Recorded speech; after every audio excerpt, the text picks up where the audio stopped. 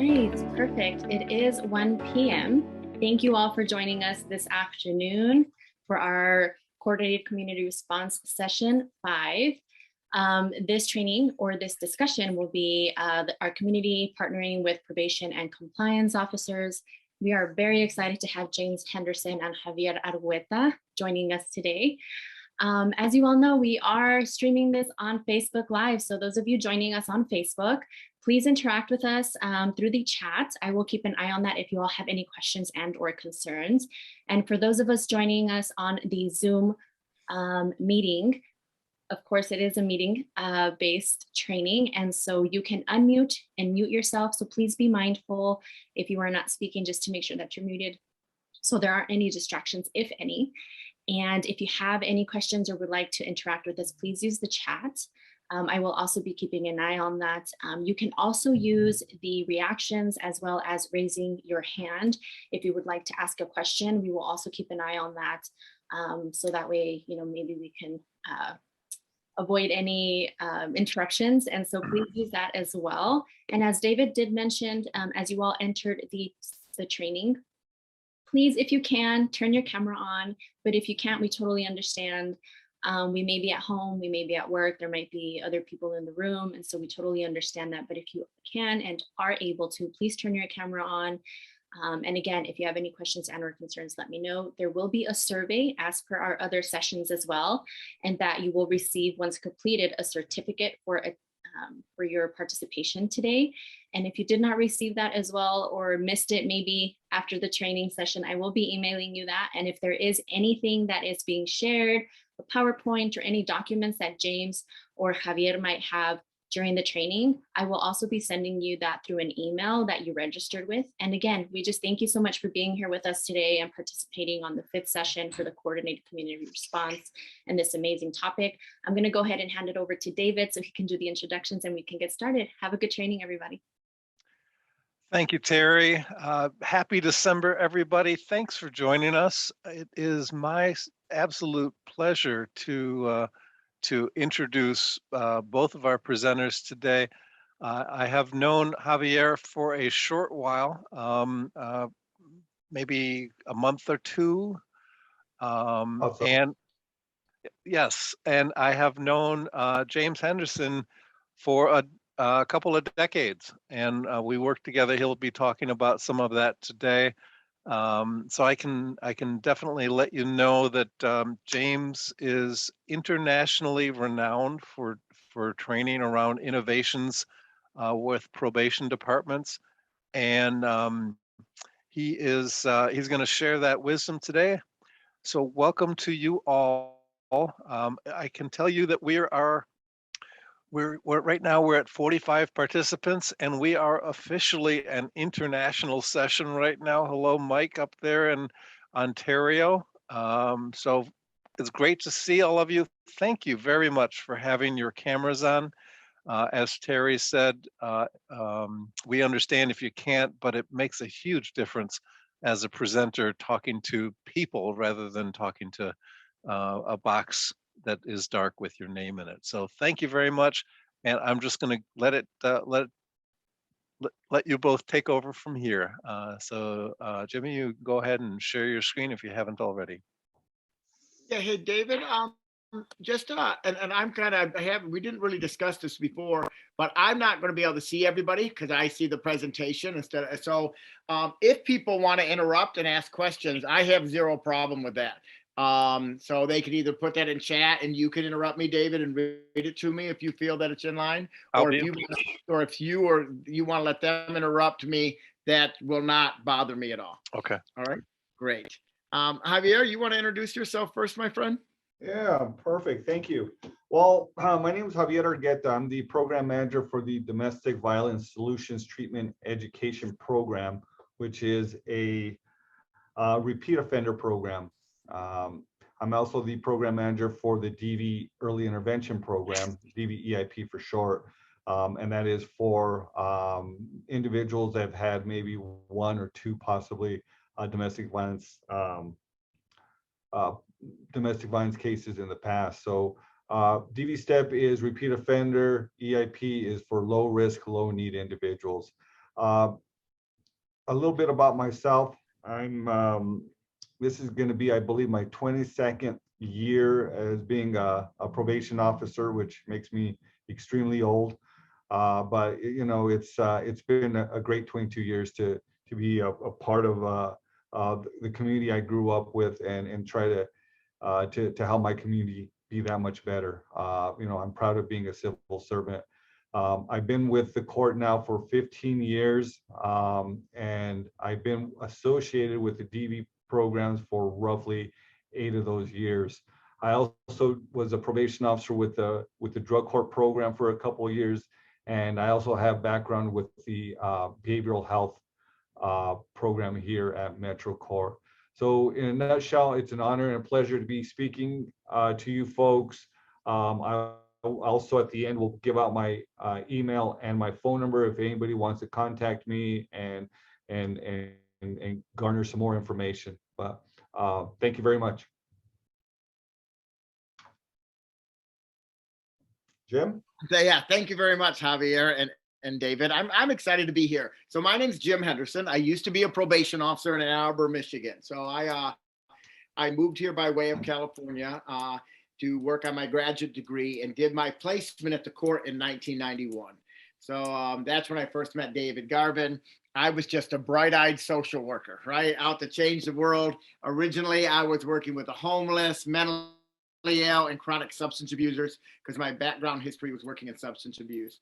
I ended up falling into the domestic violence world, was doing batterers intervention for an agency in another county, and then was asked to take over our domestic violence unit. In the beginning, it was the last thing that I wanted. I did not want to do domestic violence full time. I want to do my little bit of groups outward and just be a probation officer and work really as more of an advocate for people struggling with mental health issues and homelessness. But after a long time and discussions with the judge, they convinced me that I should join the team, and it was absolutely phenomenal. I mean, just to be able to work with the people that I got to work with and the foundation that they gave me, I think we really changed lives. We changed our community. And so what I'm going to talk to you guys about today is really stuff that was given to me. It's not stuff that I invented myself. It was from having such a committed batterers intervention program that was well established, a victim advocacy agency that was phenomenal. I mean, we had the first domestic violence shelter built on a bond condition, and the work that organization did to really advocate for women and make the court take domestic violence serious in our county was huge. And then I had phenomenal judges and a prosecutor that was committed. Domestic violence was a crime in the city of Ann Arbor 10 years before it was in my state. So, it was a very progressive community that said, we want women and children to be safe here, and that we're willing to work with one another and collaborate with one another. And so I just feel that it was a blessing that I was given that opportunity. And I feel it's a blessing that I have the opportunity to work with you now. I still do batterers intervention today, currently in Wayne County. Of course, it's over Google Meet. 50% of my clients are court ordered, and 50% of my clients actually are from family courts. So they're court referred or court encouraged. They're not mandated through the court. The court says that they will take into consideration if they come to the class and if they're going to get visitation with their children. Sometimes it's used as an alternative to jail for violating a protection order or no contact order. So it's interesting. That's a little different than most communities where it's usually all criminal. I have at least 50% are family court. Let me kind of whip through this as fast as we can. David, do we want to do a poll real quick to find out just who's in the room?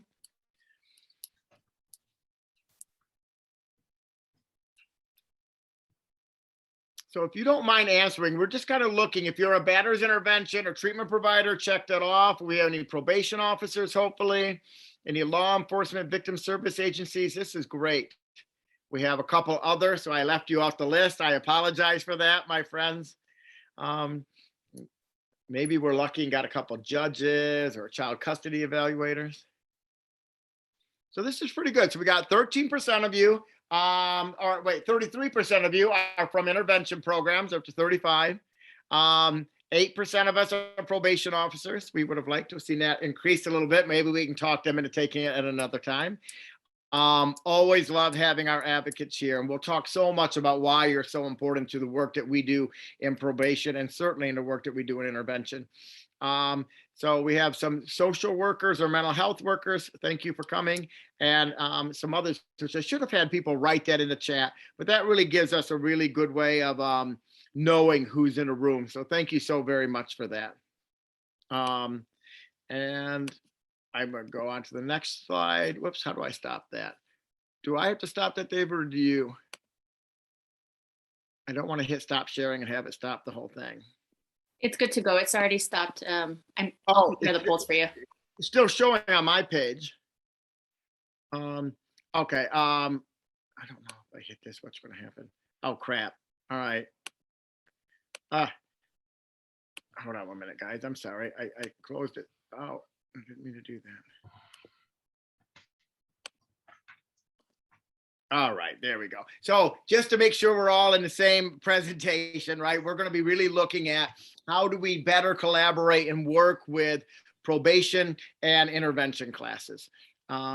So some of our learning objectives will define what a coordinated community response is. We won't spend a lot of time on that because I'm sure everybody here already knows what that is. We're going to look at and identify how the system enhances and impedes victim safety and offender accountability. There's things that we're doing actually that are emboldening offenders, and we want to really look at, are we working collaboratively together to stop that? We'll discuss some evidence-based practices in the context of a coordinated community response. What would that look like? And we'll look at some strategies that we implemented in Washtenaw County and some other strategies that you guys are using in New Mexico, and maybe some things that we've seen in other jurisdictions around the country. So, when we look at a coordinated community response, what are we talking about? We're trying to coming together and sharing some core values around domestic violence. What do we believe is important? We want to understand each other's roles. And what services are we filling? Are we duplicating services and wasting sometimes valuable time and resources? And are there gaps that are being failed to be hit? And if we sit down and talk, sometimes I can assume, oh, they did safety planning with the victim. And they're like, oh no, this person did safety planning with the victim. And then we find out nobody did safety planning with the victim, but multiple people did a risk assessment. So really, do we all know what each other's doing, what their roles are, and how do we really streamline our behaviors and our policies and our practice in a way that's most effective for reducing violence in the homes of the people in our community? Ellen Pence, when she came up with this, it's nothing more than really systems theory and saying, let's come together and talk about how systems work with one another. But she said, it really is still, it's a project in the making. We are always redefining it, and we add it. In the beginning, our coordinated community responses really was just criminal, right? It was the probation department, the prosecutor, the judge, the police officer, and the batterers intervention program and victim services. And it was driven by the victim service movement. As we've grown, we've decided, we need medical here to make sure that victims are getting the right services. We need to connect better with indigenous communities and the faith-based community because they have such an impact on people's lives. And we've really expanded what that coordinated community response can be. But today we'll be focusing primarily on batterers intervention and probation. I also want to say, when I talk about the things that we're doing in Ann Arbor, this came with a lot of work before me. I told you I did not even come to the city of Ann Arbor till 1991. This is a slide I actually stole from David Garvin from one of his presentations we did together years ago. And I heard him and the judge and Susan McGee, who was the director of our old victim service organization, would just talk about what a coordinated community response was in the beginning. It was everybody blaming somebody, right? It wasn't me that's failing, right? The batterers intervention programs makes it too hard for people to complete. Batterers intervention saying probation is not holding anybody accountable. A judge just saying, well, you're not changing these people. Why are they coming back? So none of us are really working together. We were all angry at one another and finding a way to blame people. 10 years later, in the city of Ann Arbor, we made humongous strides. So when I say we, really my forefathers and mothers, right? The people that went before me. But when I came on, by the time I went into the domestic violence probation officer, we actually had this huge red bus that drove around the city. As you said, it says no excuses. And they actually had all the excuses that men used in batterers intervention programs, placed all the way around this. And then there was a number to help, victims and really educate our community what domestic violence was. David tells a story about how this became really an icon in the city, where when men would make an excuse, other men would sometimes say in batterers interventions, red bus, meaning we've heard it before, we've seen it written. So it was really a good tool, and they rotated that bus around the city. They didn't keep it on the same route, so that it really got big exposure and started looking at how's Ann Arbor going to address violence against women, and how are we going to hold men accountable.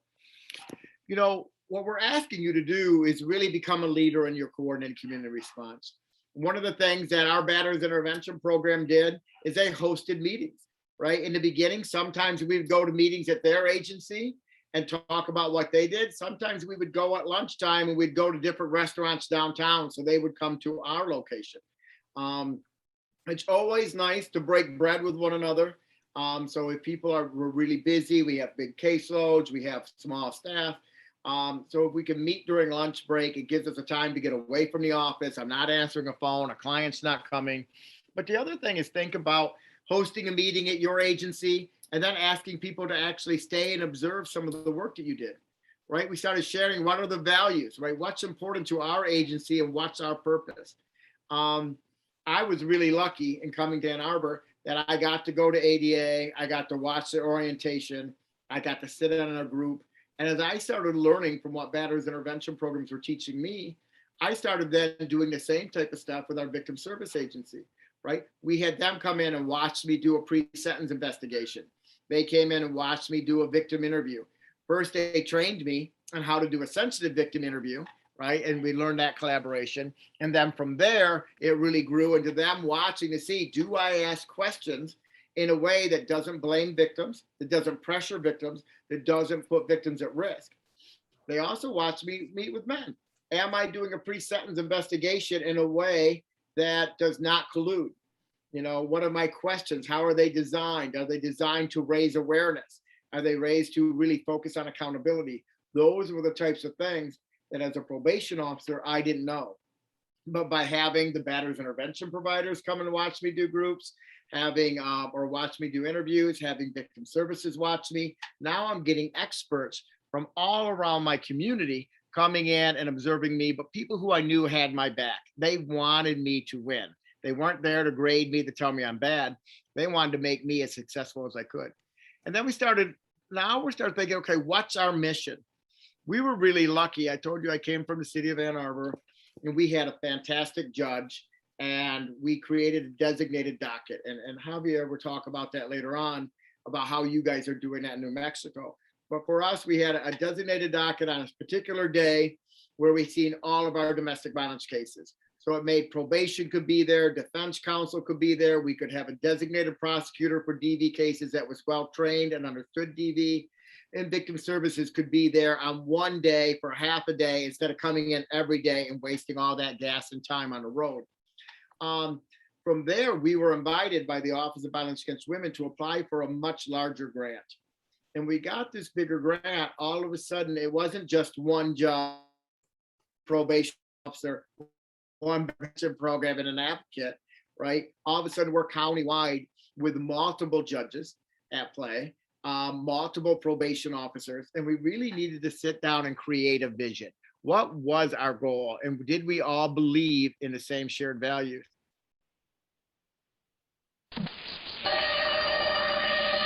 What we came with. And I will tell you, this was not an easy task. Libby was my judge. I said, Judge Hines.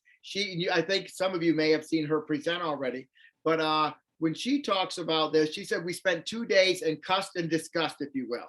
And it was all of our misdemeanor courts, probation in the county from all of our different jurisdictions, right? Multiple police departments, because we have University of Michigan Police, we have Eastern Michigan Police, we have Concordia, or I think the Christian College Police, we have Ypsi Township, City of Ann Arbor, State Police. All these police departments are writing different types of police reports, have different levels of training. We want to pull them all in and create uniformity, right? We're bringing in different prosecutors. We have to have the defense counsel, right? We want them to be a part of this. So if the wrong person is arrested, We don't want them on probation. We do not want a victim getting convicted of a domestic violence offense. At the same time, if the right person was arrested, we still want his or her rights protected, right? We don't want an offender to feel they were railroaded because of their gender. They were railroaded because of their ethnicity or their religion or their economics. No, you were convicted because you committed a crime against humanity, a crime against our community, and this was not going to be tolerated, right? Safe House is our non-governmental victim service agencies. BIPs for our state just represents a batter's intervention or offender behavior change programs. And we had city administrators, county administrators. So it really was a collaborative group. And it took us 2 days to finally agree. And what I like about this is look at it. We're a criminal justice centered CCR. So this is the courts, this is judges, prosecutors, probation officers. And yet our number one priority now is to maximize the safety of those victimized by violence, right? So we said every single policy and procedure now is going to be measured by that. Realize our probation manual was typeset 20 years before domestic violence even became a crime, right? None of the policies and procedures that we were using were designed to look at victim safety. They were designed to look at generic criminogenic behavior and monitoring. We had to rechange it. We had to reassess. Our second priority was to hold offenders accountable for their violence and abuse. We believe that men abuse because they can, because they feel entitled to, because they know they won't get caught, they know they won't be held to account for that, and we needed to change that. We need to let people know, not in our county, no longer. This stops. The buck stops here, right? We wanted to end community tolerance for violence, and the last one, we wanted to ensure fair and equitable treatment for the criminal justice system. So if you look, offender accountability, actually these got transposed somehow, because actually it's maximize safety first, ending community tolerance was second, holding offenders accountable was third. And so that was a huge paradigm shift for the court. But everything, if I couldn't hold him accountable, but it meant my victim was safer, that was the road I needed to do.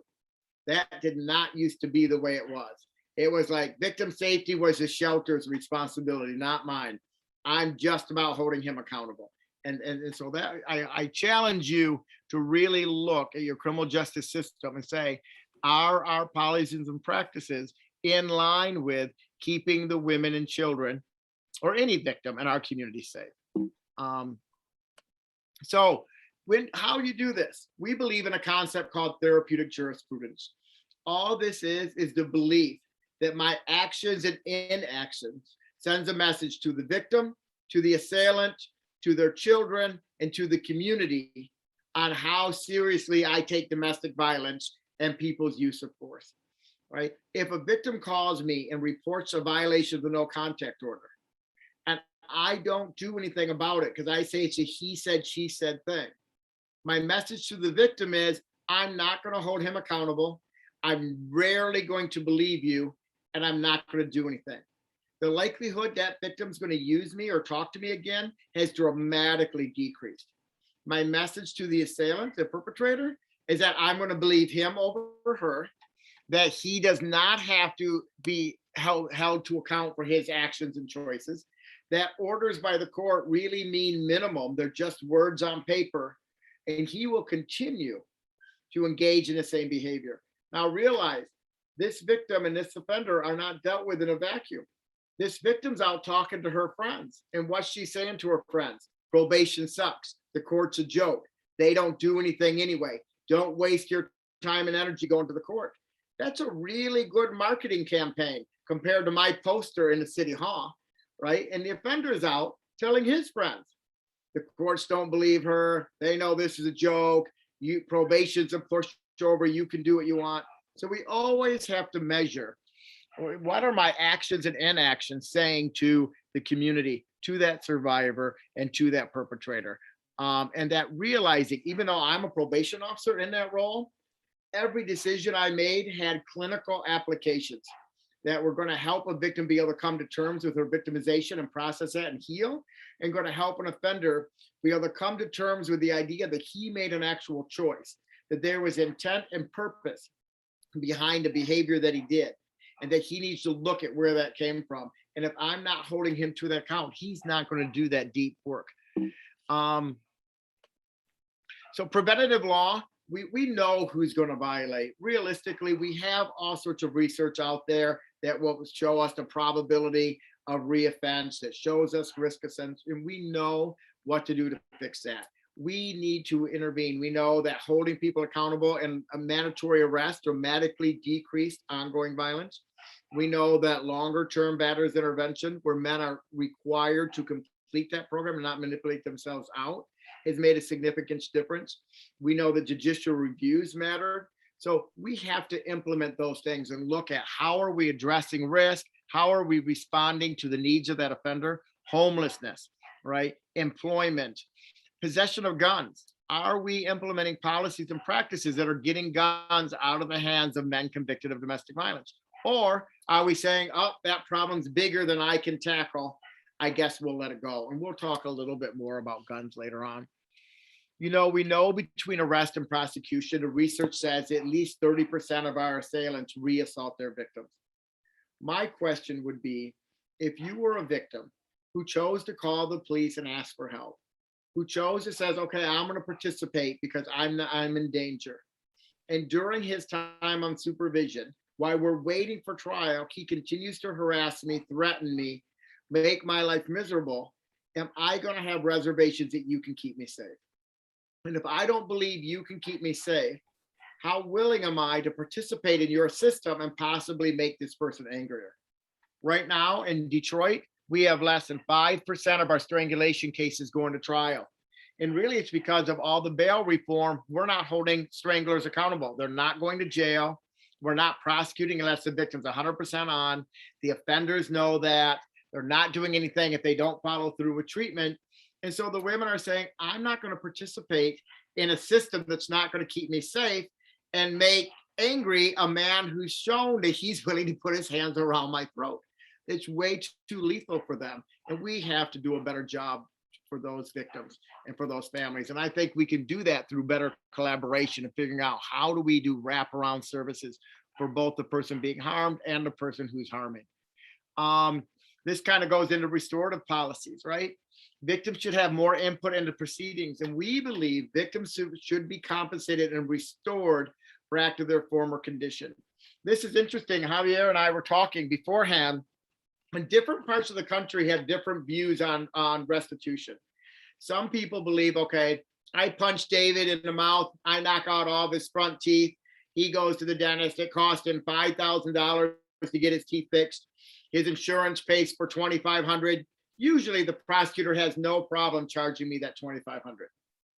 Where we fail families is during that assault, I also pounded David's head through the wall when I was strangling him. And so now there's a big, huge hole in our drywall. I flipped over the dining room table, breaking 3 wine glasses. If David was, my female partner, I may have broke her acrylic nails and ripped her blouse. Rarely does the court system require that I fix that wall. Rarely will they look at the fact that I ruined that blouse, that I ruined those acrylic nails.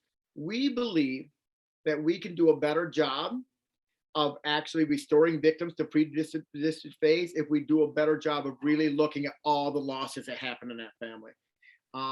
And the research has actually shown when men are held to account for the losses that they cause, that they have better success rates. It's not a huge margin. It's like 3 to 4%. But you know what? If that 3 or 4% was my mom in the safety of my home, I would take it, right? And I think that it also shows the men that you are responsible for the damage that you cause. And so I've had a woman that it was a $3 blouse. She said she got at Walmart clearance rack, and he still had to pay the $300. I'm not sure if people in the audience, if you've watched the TV series on Netflix called Made, but it's really interesting. In that movie, there's one part she's back in the home and she's walking down the hallway and there's a cool picture that her daughter drew on the wall. And she flips the picture up and there's a big hole in the wall where he had pounded his fist through it while she was standing there to terrorize her. And the woman literally has flashbacks. And I think that happens so often in these homes, and we're doing nothing to fix that.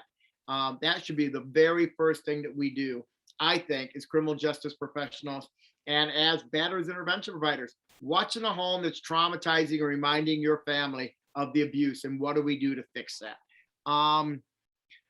So we say reports will document all losses as a result of abuse. So I want police reports to actually take pictures of the hole in the wall. I want them to take pictures of the table flipped over and the broken glasses. And he's going to repair that.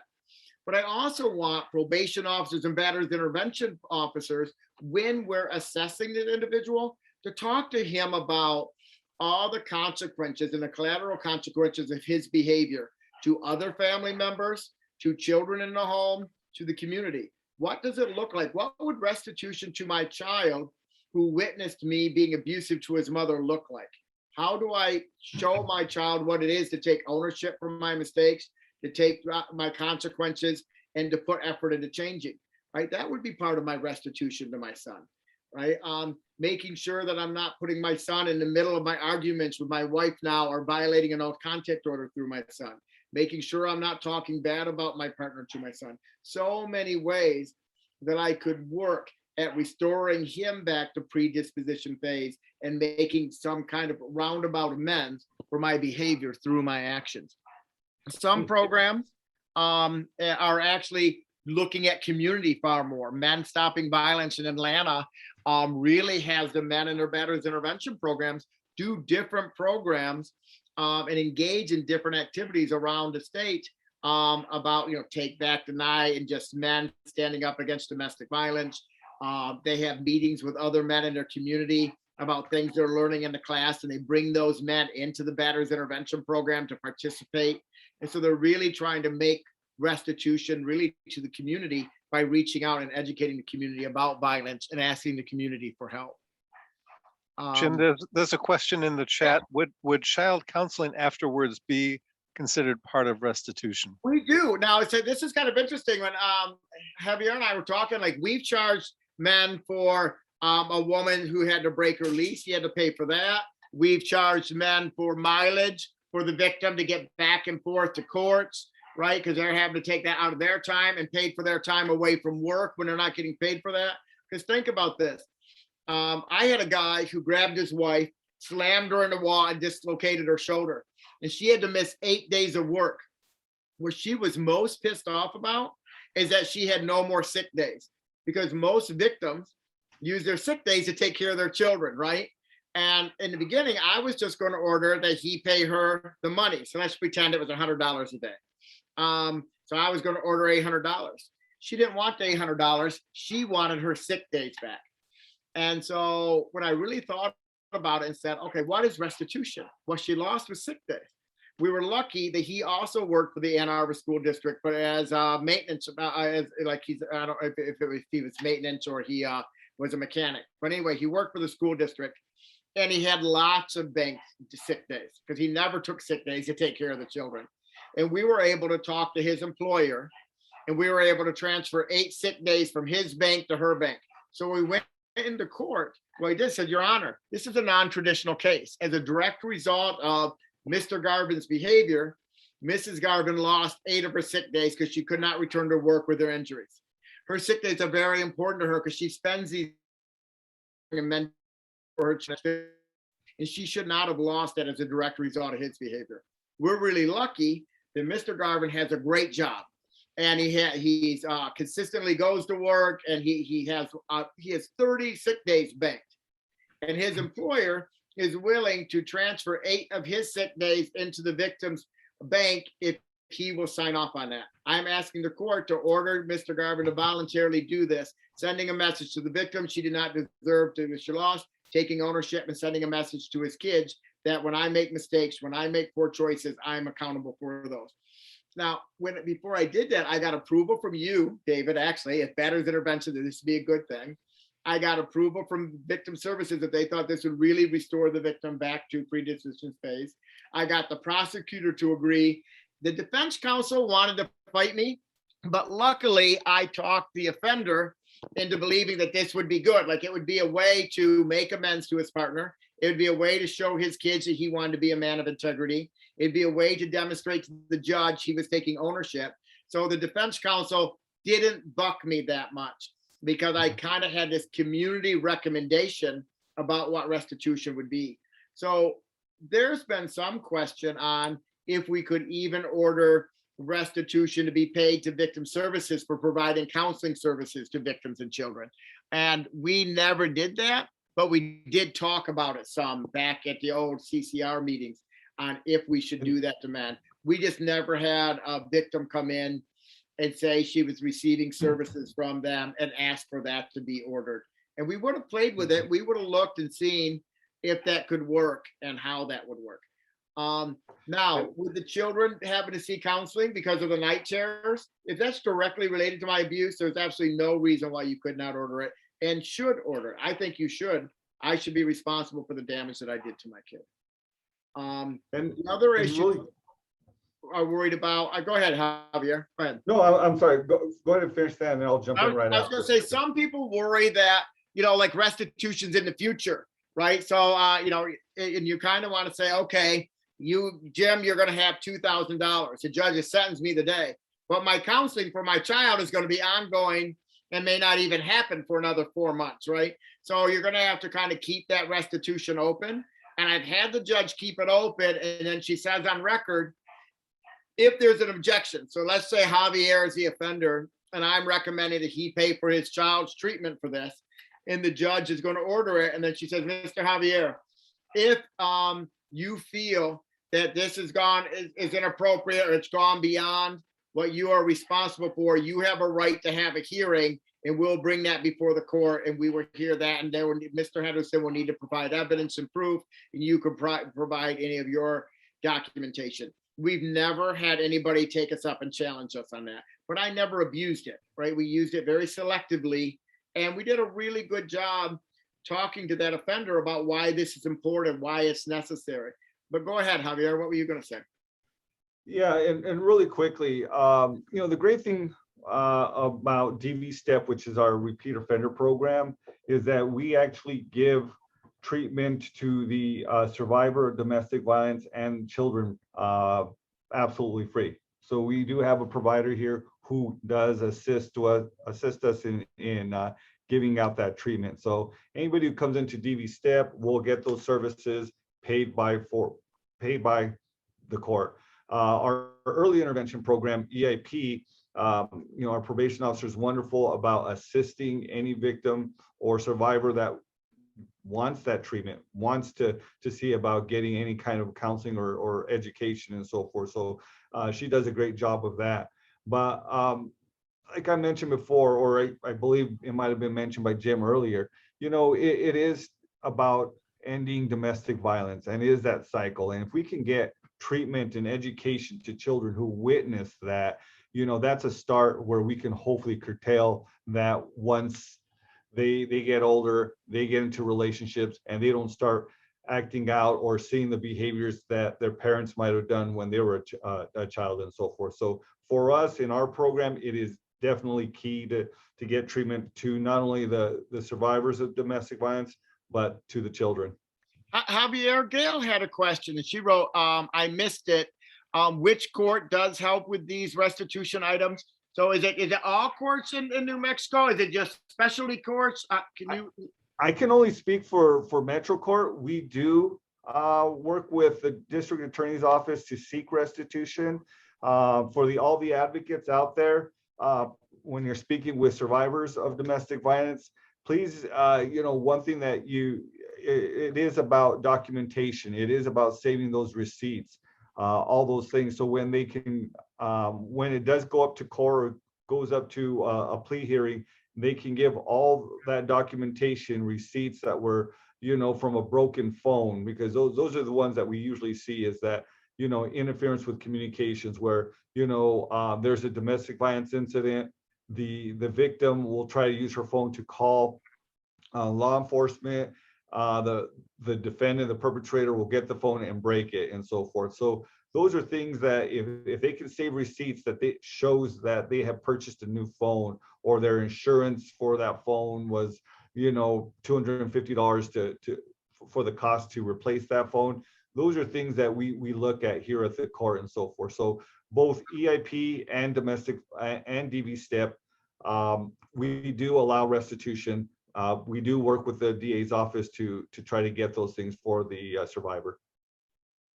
You know, it's interesting when you talk about the phones. In our state, we have a crime for telephone tapping, interrupting with calls. So if you take away my phone when I'm trying to call for help, it's actually, I get more jail time for that than for hitting you. But if, a lot of my men do break the phones. You go to call the police, I take the phone, I smash it. And so that's a whole separate crime that has a 1 year misdemeanor over its head. So a lot of times they'll let a person plead that down. If they plead guilty to domestic violence and they replace the phone. But a phone is a lifeline for me. I've actually required men pay for a victim's phone before I lift the no contact order and let them move in together. I'm like, no, I cannot lift the no contact order and let you move back home unless I know that victim has a way to call for help if they need help. And we've required that as a condition of probation. Real quick, Jim, there's one other question from Johnny who says, when you report to the court a noncompliance by the offender, does the court require the person making the report of noncompliance to personally appear in court? Well, I don't know how the air answer that. It does, no, because sometimes, unfortunately, what we'll try to do is we'll, the calling party, and I'll give you an example. Let's say, the neighbor calls and says, hey, the next door neighbors are having, domestic violence arguments, incidents. And I just want to call and basically inform you folks of that situation. What we tried to do, and, I kind of, try to educate my probation officers, is to see about having the individual who is reporting the violence come in and fill out an affidavit. And I think that always helps out due to the fact that if we can get them fill out an affidavit, we can use that as part of our probation violation packet. And at that point, the individual would not have to personally go into court. And I think that right there helps that individual to say, hey, you know what, I don't want to go in there. And at a certain point, all of a sudden, the offender is now going to be possibly looking at retribution with me. And so what we try to do is we try to definitely use a lot of, affidavits. In Ann Arbor, before COVID, we did on our judicial review hearings, and for any violation hearing, an offender would have to come. On our judicial reviews, if an offender was 100% compliant, I could excuse him from court. So I would tell a client, your goal is for the judge not to recognize you when she goes to the gas station, right? You got sentenced by her. If you do everything right, you won't have to show up again to your last session. And I would literally have guys making up sessions just before court, popping in to pay their restitution or court fines, even sometimes that morning, and come up and say hi to me, but they didn't want to go in court. And so it was a carrot. And I have no problem giving people a attaboy sometimes and giving them a carrot if it means I believe the victim and children are safer, or I think he's taking steps towards being accountable. And then I go to court because he doesn't need to be there for me to tell the judge he's doing everything right. So I think those are things we can talk about as a systems response, right? And that's where it kind of really understanding how our policies and practices and philosophies impact the community. Right? How does this promote offender behavior change? How does it discourage victims' participation? And that might be different for different communities and with different amounts of resources. The other thing I would like to say, a lot of us are doing assessments. Hopefully we're sharing those assessments with one another, right? And so many of us oftentimes are not. The police do their assessment and it stays stuck there. Pretrial does their assessment, it stays stuck there. Probation does our pre-sentence investigation, it stays stuck there, right? And so, are we sharing as much information with our community partners as we can? I agree, Jim, and really quickly with the DD STEP program, we have a contract with the New Awakening, and the point of contact is the head counselor, Mr. Dan Flores, who I believe is on I just saw him a little while ago. To come into our program, we have quite a few assessments that we do with our defense, because we want to ensure that we're bringing in the proper individual. We're trying to ensure that we're not bringing in the next Charles Manson, and so we also have a court clinician who interviews and assesses the individual prior to coming into DV step. And that also starts the process of not only giving them a domestic violence inventory, we also use the LSEMI, the RANT, and then at a certain point, I know at a New Awakening, they also use the ADARA. So, assessments are huge because it kind of gives you a little bit of insight. Because as a best practice is you don't want to put low risk individuals with high risk individuals because that can be dangerous. And so for us, it is about, poking and prodding, getting as much information that we can from our defendant to assess and to come up with that game plan on how to address, how to do their, come up with their treatment and education plan. Awesome. Thank you so much. So when we look at network of partners and we look at this, we kind of think for most of us, it starts off with law enforcement. They separated an alleged victim from an alleged perpetrator, right? They made a determination who was a primary aggressor, but realize they write their police report, not for you and me. They only write the police report for the prosecutor. Then I have probable cause to arrest, and then I collect the evidence the prosecutor can get a conviction on this crime. They do not try to capture contextually. And think about those of us as a probation officer. I care about the incident, but I really care about the big picture. Is this a pattern of coercive controlling behavior? As a BIP provider, I care about the incident, but you're much more concerned about, is this guy, a battering is considered a collection of behaviors, ongoing coercive control that gives me power over someone else. Police officers oftentimes do not look for that and do not document it. They even kind of remember the old saying, what was it, LawNet? This is dating myself, or is it just the facts, ma'am? Right? They just want to know, did this happen? Prosecutors, some of us, I had great prosecutors. We didn't divert cases. We held, perpetrators accountable. But then from there, we have the defense bar. Some of us don't want to work with defense. We see them as kind of this sleazeball trying to get this guy off. I would argue early on, my offender does not see any of us as his friend. The police arrested me. They put handcuffs on me and not for kinky reasons, right? They're not my friend. That prosecutor, they're trying to convict me and telling me I need to go to jail. They are not my friend. Probation's all up in my business, telling me what to do. Judges are sitting here judging me and ordering me to do stuff like they're some type of God or supreme being. And we all know batters interventions in cahoots with the courts to make millions of dollars off me and are driving Lamborghinis on weekends, right? None of you are my friend.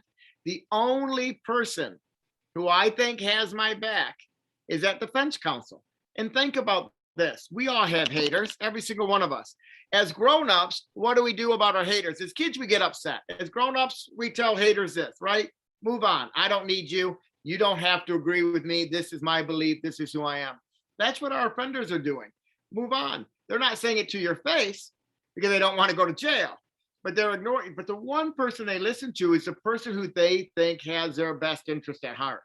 So when a judge says no contact, and when the prosecutor says no contact, and when probation says no contact, screw you, she's my wife, I'll do what I want.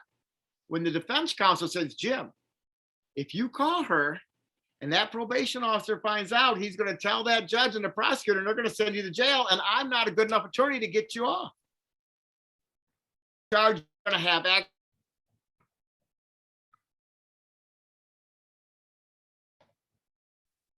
Jim, I thought you froze up a little bit, Jim. Oh, did I? I'm sorry. Thank you. Where did I leave off at? I'm not a good enough attorney to get you off. Oh, shoot. Okay. All right. Thank you.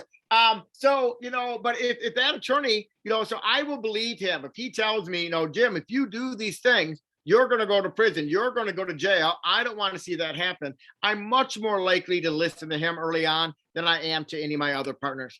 From there, victim services, probation, parole, judges, batters intervention. I wouldn't say all batters intervention are created equal. Some programs are really good hug a thug programs. Some programs are way too punitive and harmful in their approach, right? So we need, if we're talking about a coordinated community response, I want to know what model that program uses. Why do they believe that model is the best to enhance safety of victims and children? Why do they think that model is the best to promote offender behavior change with their population? I would say I believe in my model, and everybody should believe in their model. But I don't believe my model is best for all people.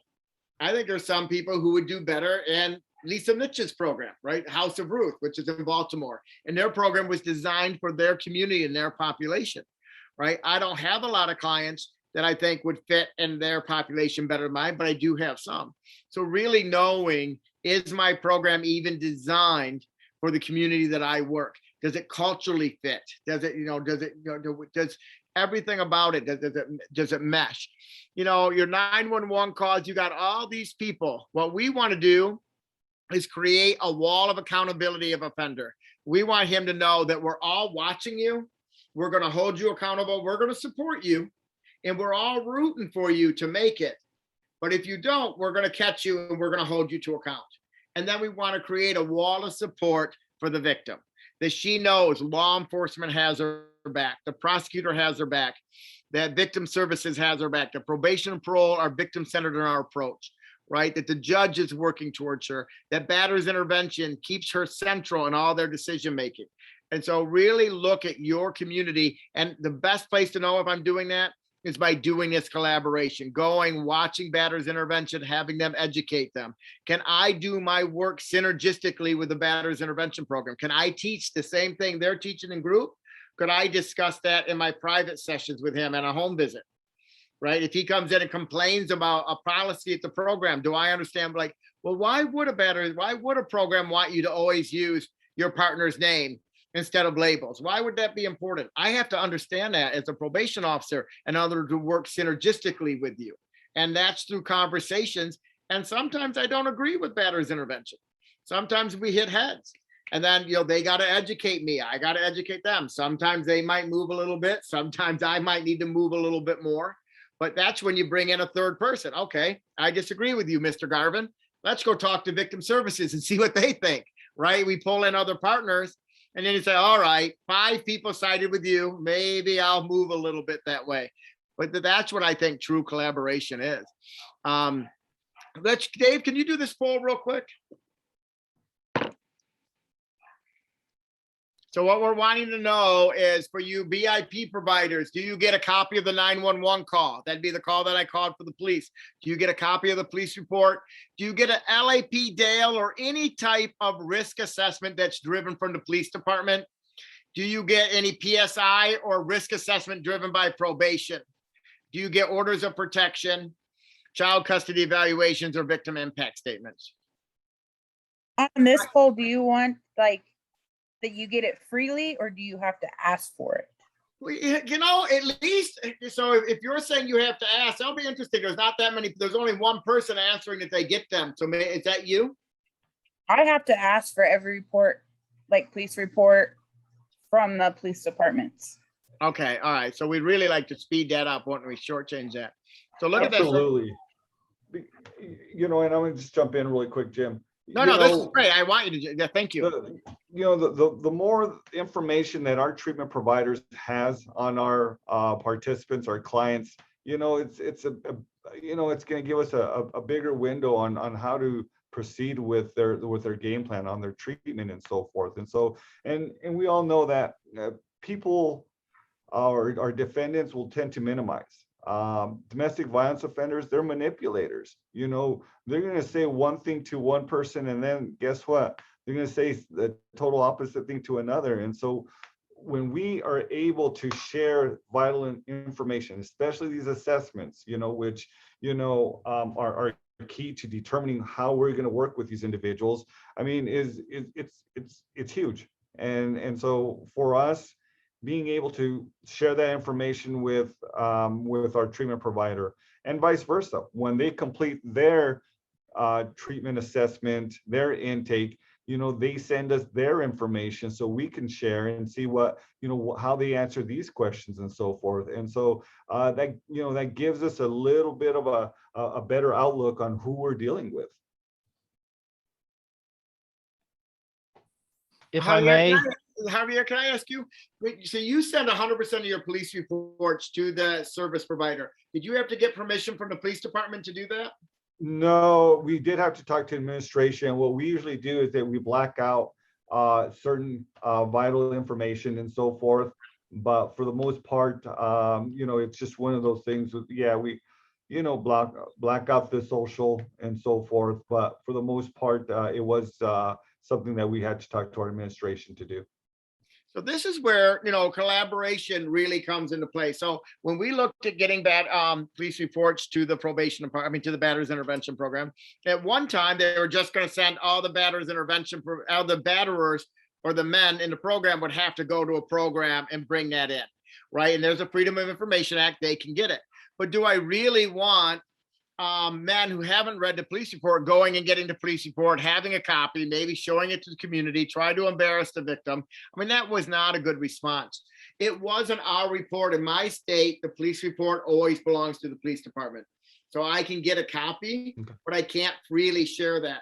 But it took really our judge really negotiating with the chief of police to have that happen, right? So sometimes you can't create movement yourself, and you got like, who's the power players in the community who can, the movers and shakers. And for us, it was an awesome judge going and talking. Then now, the minute that conviction happens, the prosecutor gives me a copy of the 911 tape. They give me a copy of the police report. They give me a copy of criminal history record right there that day. I don't have to wait.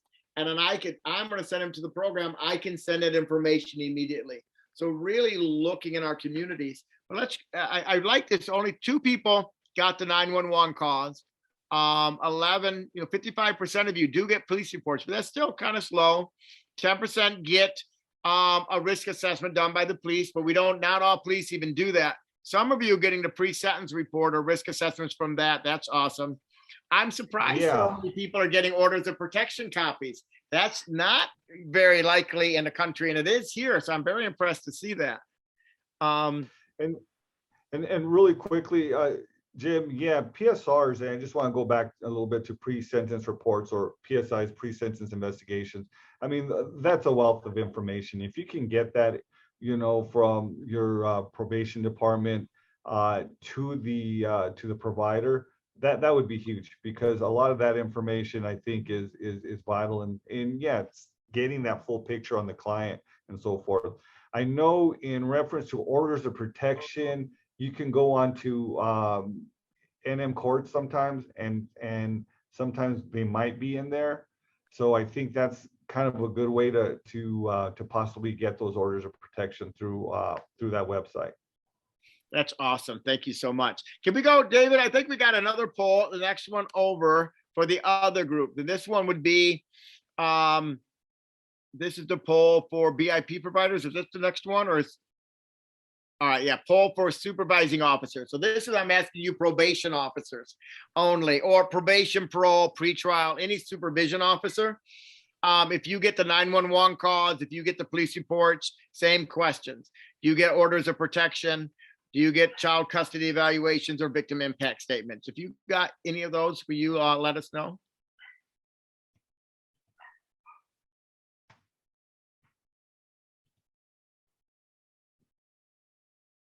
Okay, so I only got 1 probation officer right now. Do I have any more probation officers, please? Anyone? All right, so we have 1. There should be a couple on there. I think I have my early intervention officer and my step officer. So get in there, ladies. People may have needed a little bathroom break here. So this is unfortunate, but what I will tell you is around the country, most probation officers do not even get a copy of the 911 tape themselves. And I will tell you, the whole problem with any risk assessment, I'm not a big fan of risk assessments, I'll be honest, because I think that they way under evaluate and they give us a false sense of security. They are nothing more than data in, data out. And I put in bad data and I get a low score, and then I send him to a pro. I say, oh, he's low risk. He can go to this little short weekend only program or this 5-week program. And if I don't know, if I listen, I've had men come in, well-dressed, articulate men, with victims who come in and swear on a stack of Bible, this is an isolated first-time offense. The offender swears this is an isolated first-time offense.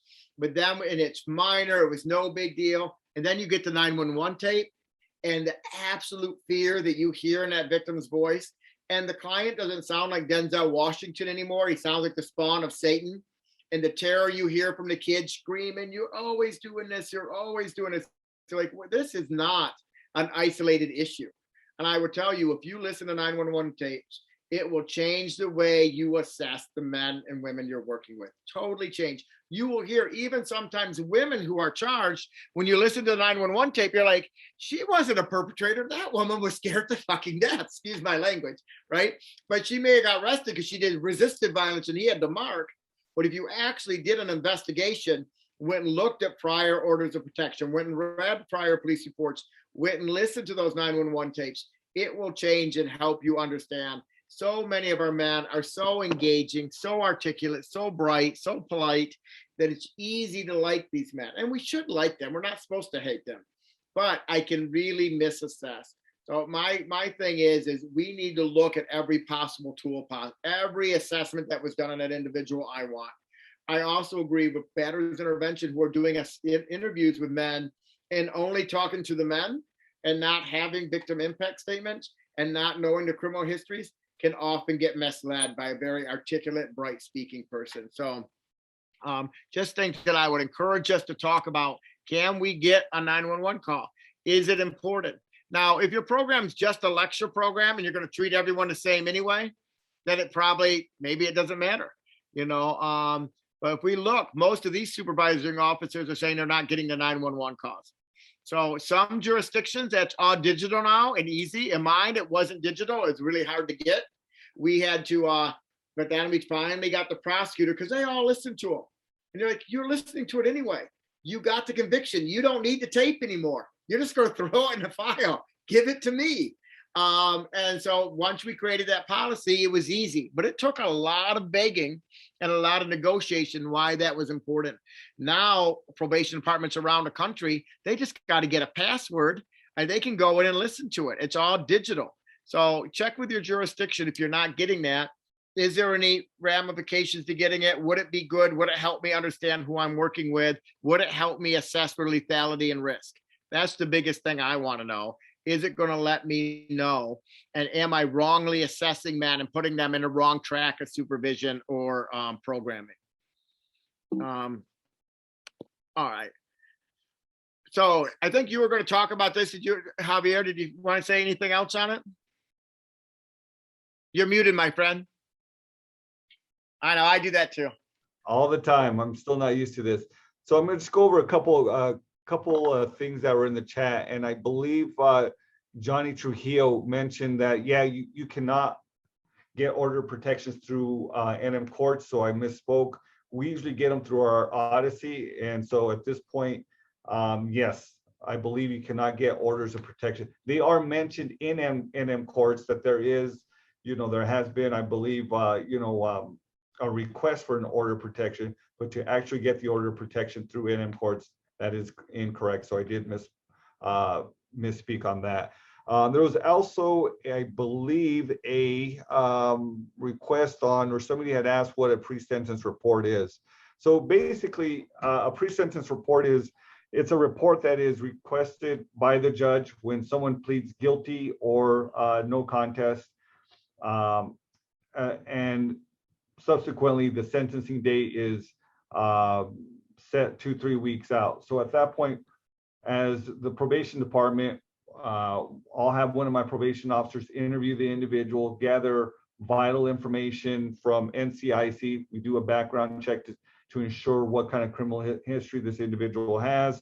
We'll interview them for 25 to 30 to maybe even 45 minutes to get all kinds of information on them. So what we can do is gather all that information in conjunction, give the judge a recommendation on what should happen on this case, what should be the disposition.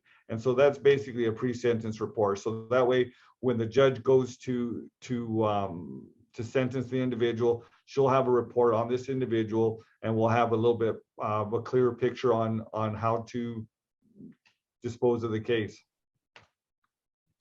So for a lot of us, a pre-sentence investigation, it's just like a biopsychosocial.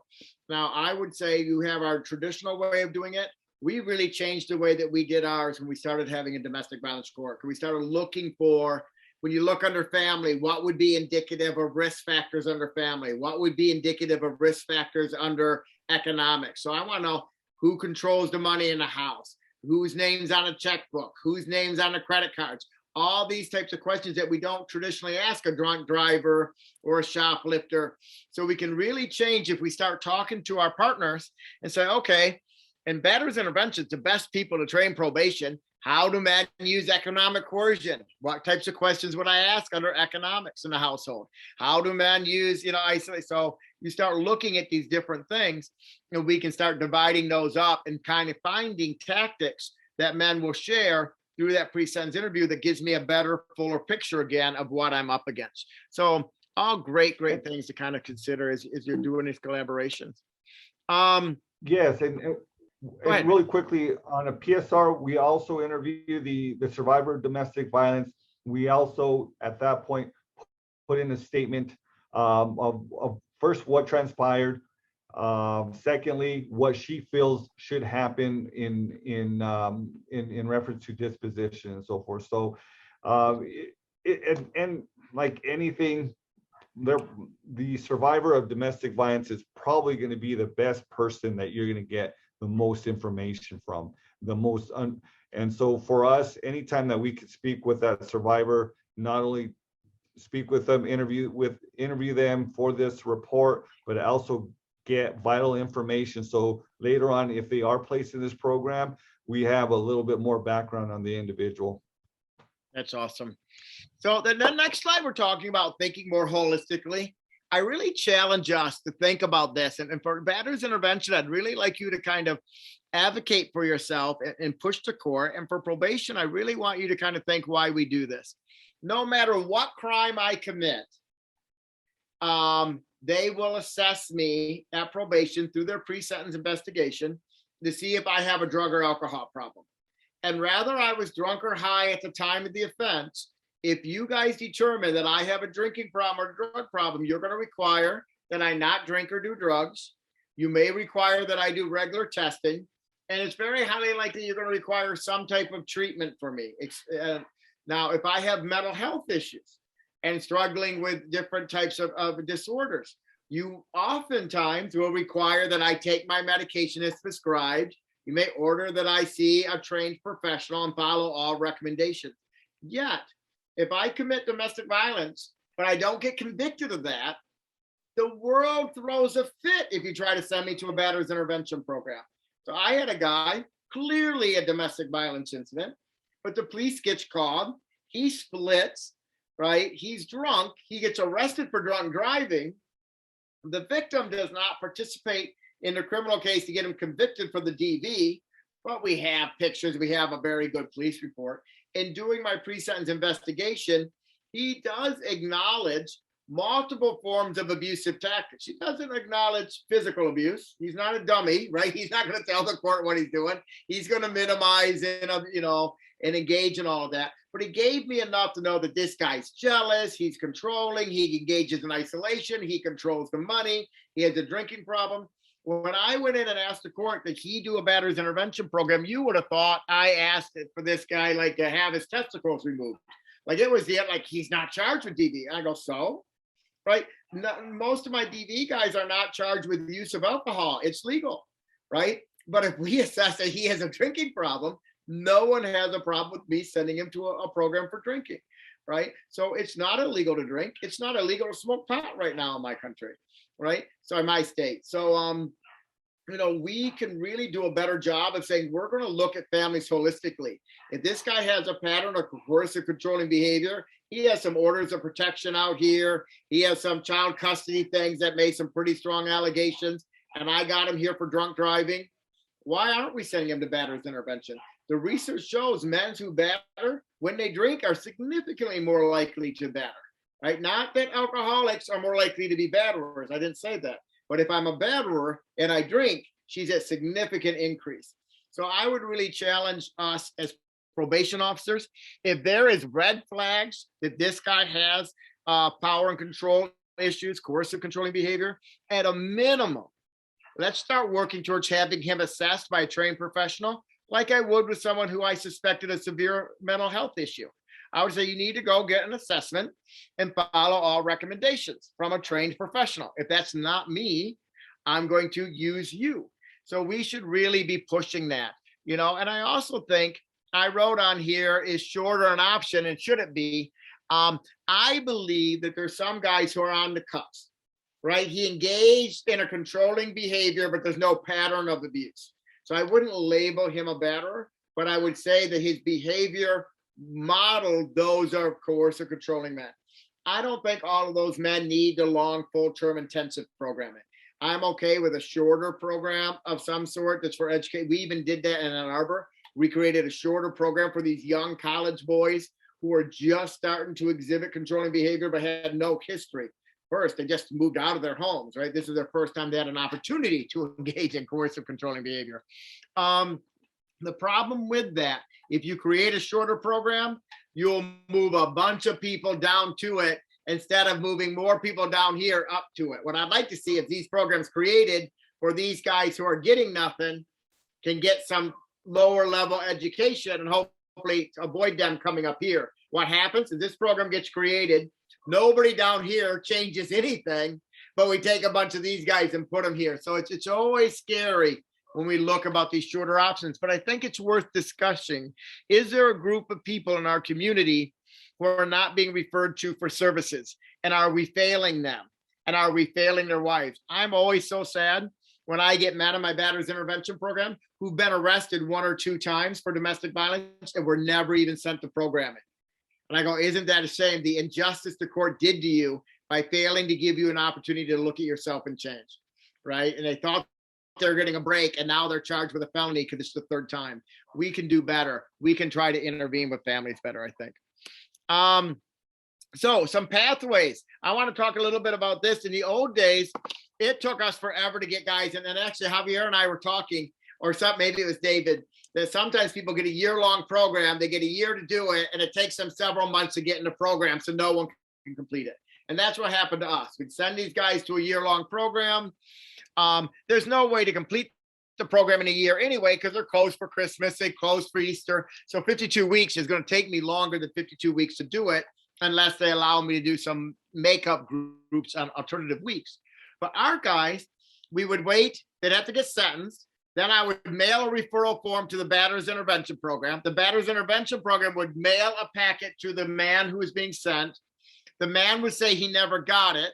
Next month, I'd say, how's the program going? He's not in there. The program's not responding to him. I would call the program. They would swear they sent something. They would send a new packet out. Again, he wouldn't get it.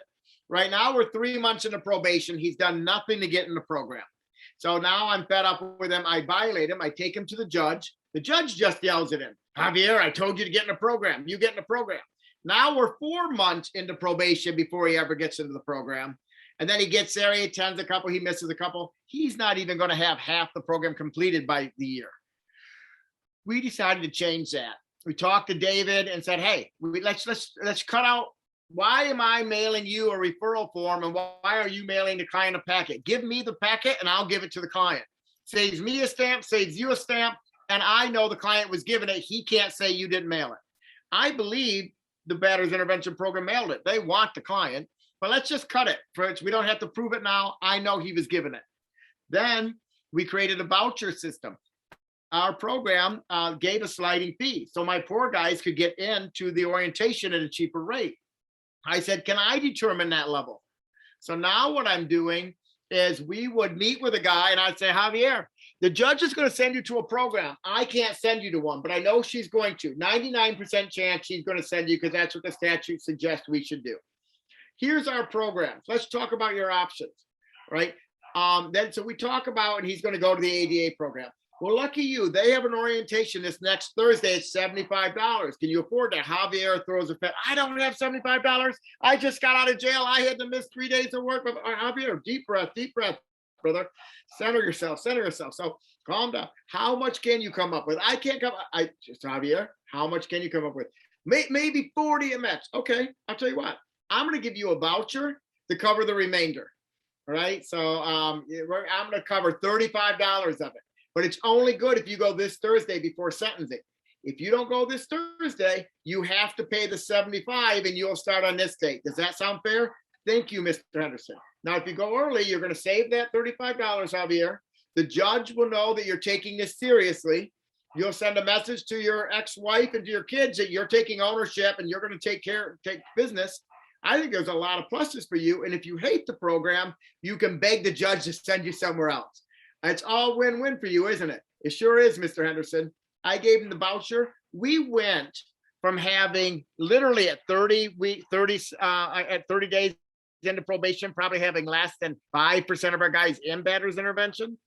At 60 days in, maybe 25% were in batterers intervention. At 90 days in, maybe 50, right? Now we were having like 85% of our guys had already started batterers intervention before sentencing. And it was as simple as us streamlining, talking with them, saying, let's cut through the paperwork. Let's get rid of the roadblocks. Can I do the vouchers? We made the vouchers a carrot. This is a carrot I can give you. You can use the carrot or you can throw the carrot away. It's not a violation. The judge hasn't made you go yet. Our program also created and looked at community services being an option, but we looked at more intensive. Javier was just talking about, we don't want to take low risk clients and put them with high risk clients. If we believe in risk need responsivity in a dosage model, that also suggests that high risk clients should have more intensive programming. And we miss that a lot of times. We're like, oh, yes, evidence-based practice, lower treatment for these low-risk guys. But we don't say, oh, evidence-based practice said more intensive, longer-term programming for high-risk guys. I don't see stranglers going 2 to 3 times per week or guys with firearms going through 2 or 3 times a week. I see them in the same program as a guy who slapped her across the face, called her the B word, and pushed her on a couch. They're different. The guy who threatened to kill you and watched you take your last breath before you passed out is different than the guy who slapped you across the face and called you a B word. He really is. I know all this other smoke screen, we need to be more intensive. We ended up doing 2 to 3 times per week for the first 90 days for our highest risk offenders. Now, I was lucky. ADA did not charge them extra for those extra sessions. They absorbed that, which is very hard for our nonprofits to do. And I wasn't over-infiltrating them with that. You know, I only did my highest risk clients. But you know what? When we first did it, we did it with a client who I really wanted to go to jail. But if I put them to jail, they lost their home and the wife and the baby lost their health insurance. And it could have meant the baby's loss of life. So remember, enhancing the safety of victims is our number 1 priority. Holding offender accountable was number 3. So we had to say, whoa. We're not going to put him in jail because it defeats our first goal. So we ended up doing him way more intensive battering intervention and more AA and more supervision through probation. And he came back and told the court, everybody should go 3 times per week. Almost everybody we send to intensive say that it's better. They stay more engaged and more wrapped up into that. So look at the roadblocks in your community, sit down with one another and brainstorm. What can we do to streamline this to make it easier for clients? What are there legitimate roadblocks that we're just blaming them, saying, well, they're resistant and they don't want to change? Because I tell you what, ADA changed nothing about their policy other than they gave me paperwork to give to the client. Probation changed our policy and automatically compliance went through the roof. You can get your men to start programming before sentencing or earlier on if we put a carrot in there and we streamline it and we make it easy for it to happen. And let the client know that it makes him look better. These guys know how to make themselves look good. The other thing I think we got to look at is, are we looking at our right? Are we really embracing everyone? Do we have programming for people who are hearing impaired? You know, is it easy access for people with disabilities or who are differently able? Do we have programs if we have certain minority populations in our community? Do we respect that? Where I do batterers intervention has the highest concentration of Arabs outside the Middle East, right? So a lot of our clients celebrate Ramadan. Ramadan, you don't get to eat till the sun goes down. And guess what? It goes down right in the middle of my class. So what do? Do we change? Sometimes you have to do prayers at certain times. I had guys who really needed 10 minutes to do prayer during class time, and we need to be able to accommodate that and work around that and embrace that and celebrate people's desire to be engaged in their faith. And how do you learn that? You talk to people from their faith. You have meetings with them and say, hey, what do I need to know? When I do a home visit into a Muslim's home, are the rules different than when I go into a Christian home? What does it say when I don't take my shoes off, right? Am I okay with changing the policies for my agency on that home visit to that home based on the religious preferences and beliefs of their culture and those people? And that has to be measured out. But you know what? Even if I had a policy that said I can't take off my shoes, for me to know what their culture wants and needs, and for me to honor that and say that and to ask for forgiveness would go a long way.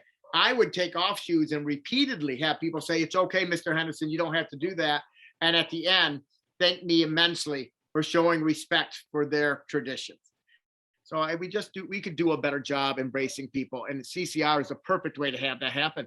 Have those communities come in and talk to you. If you have a huge immigrant population, let's talk to them, right? If we have a bunch of refugees coming in, what are their needs? How are we embracing them? Are our policies and procedures seen as helpful? We know when the Trump administration came in, our amount of undocumented clients dramatically decreased because people are getting deported. So no one's calling the police when you're going to deport my husband. You're going to, so we forced people underground and people were still in danger. We needed to change that and figure out how do we keep people safe. So, we want, make sure your reporting is accurate and up to date. That is so important. Probation looks like idiots when I violate a guy for not going to the program and he was going. Your policies really need to be clear and transparent. This is the rule. You miss this many days, this happens. Be careful on too rigid of rules. So I hate programs that start me over when I miss too much. I'm on week 20 of a 26-week program. I missed my 5th session now and you start me over.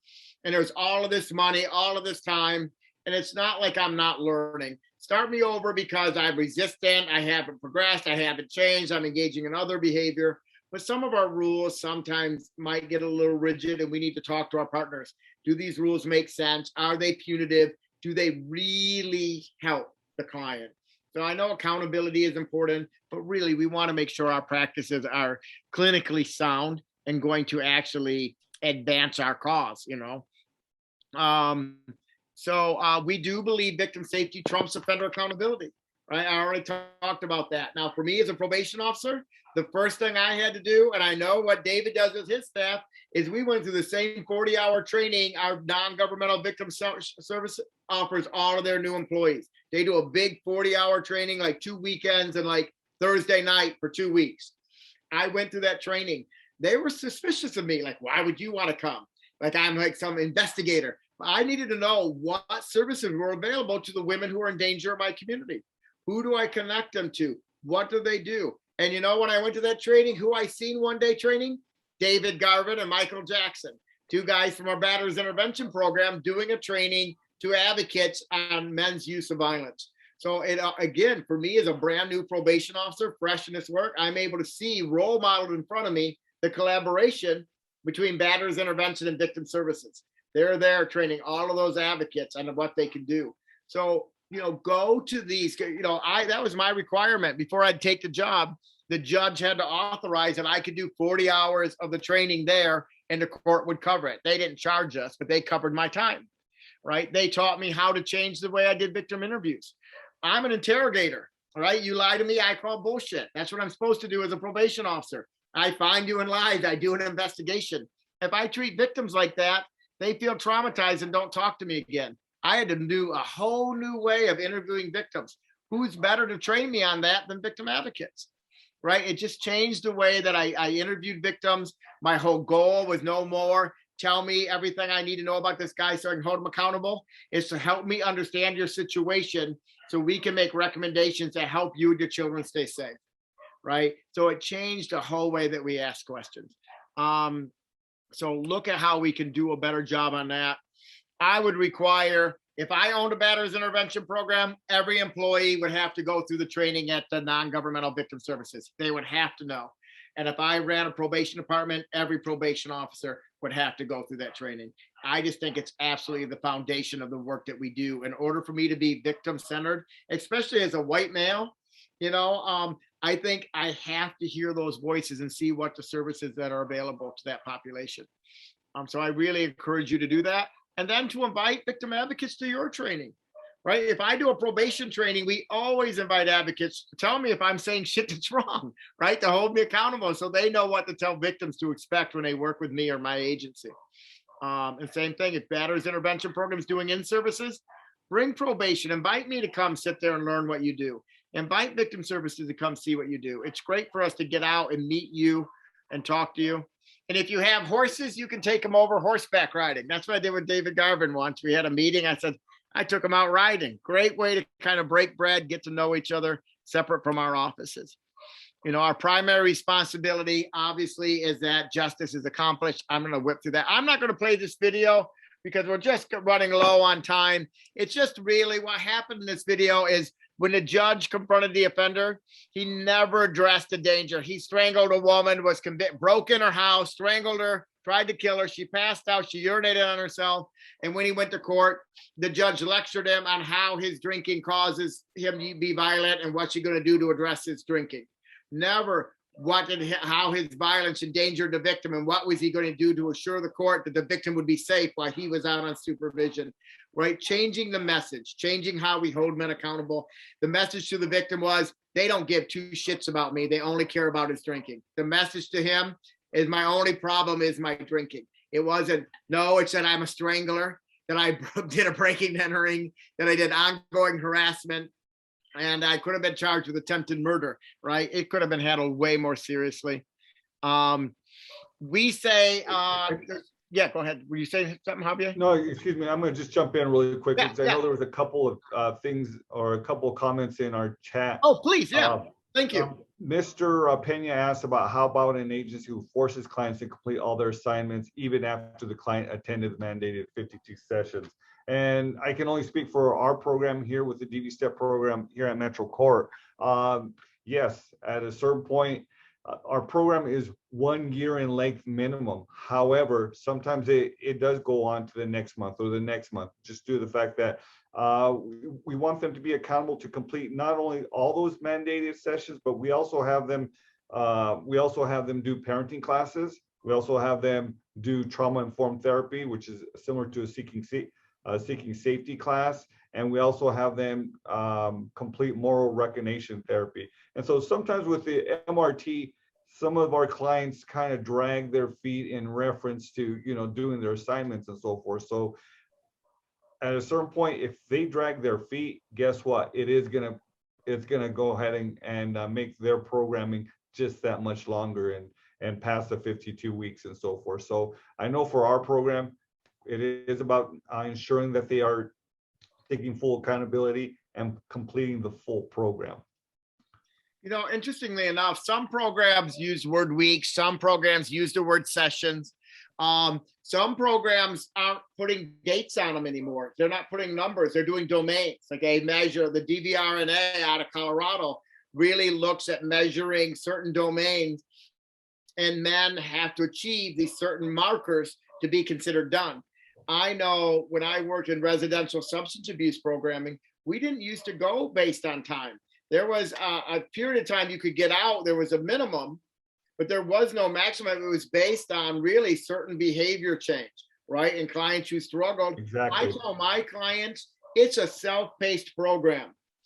We have different assignments that are peeling back the onion, and you're looking at, this is my behavior, admitting that, looking at the outcome on the victim, looking at my intentions, looking at, my choices, looking at my core beliefs or, my shadow messages. All that takes time. It takes effort. It takes insight. And some of us come from far more traumatic histories than others. Some of us have more complicated lives than others. I can't measure myself against how quickly you go through the program. We're two different men, two different histories. And these individuals that we work with, they're master manipulators. They're there to check off the boxes. And Dan could probably attest to this, and my probation officer, Ms. Hernandez in DV STEP, that first phase that we have them in the program, that phase is basically just more than anything is trying to acclimate them. Yes, they're attending treatment. Yes, they're giving drug tests and so forth. But that first 30 days, they're still in their same thought process. They're still in those same types of behaviors and so forth. So for us, we really don't see a change until middle of the program, which is around 6 months down the line and so forth. So, when you have those individuals who are just trying to check off the boxes, that should be a red flag that they're basically trying to manipulate, just to basically say, hey, you know what, you guys said 52 sessions, I'm done at 52 sessions.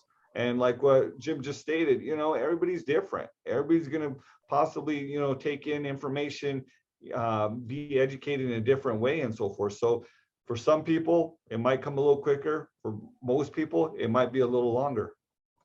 We changed ours to attend and complete Batter's intervention program for a minimum of, and then we said 52 sessions if that's the program we were using.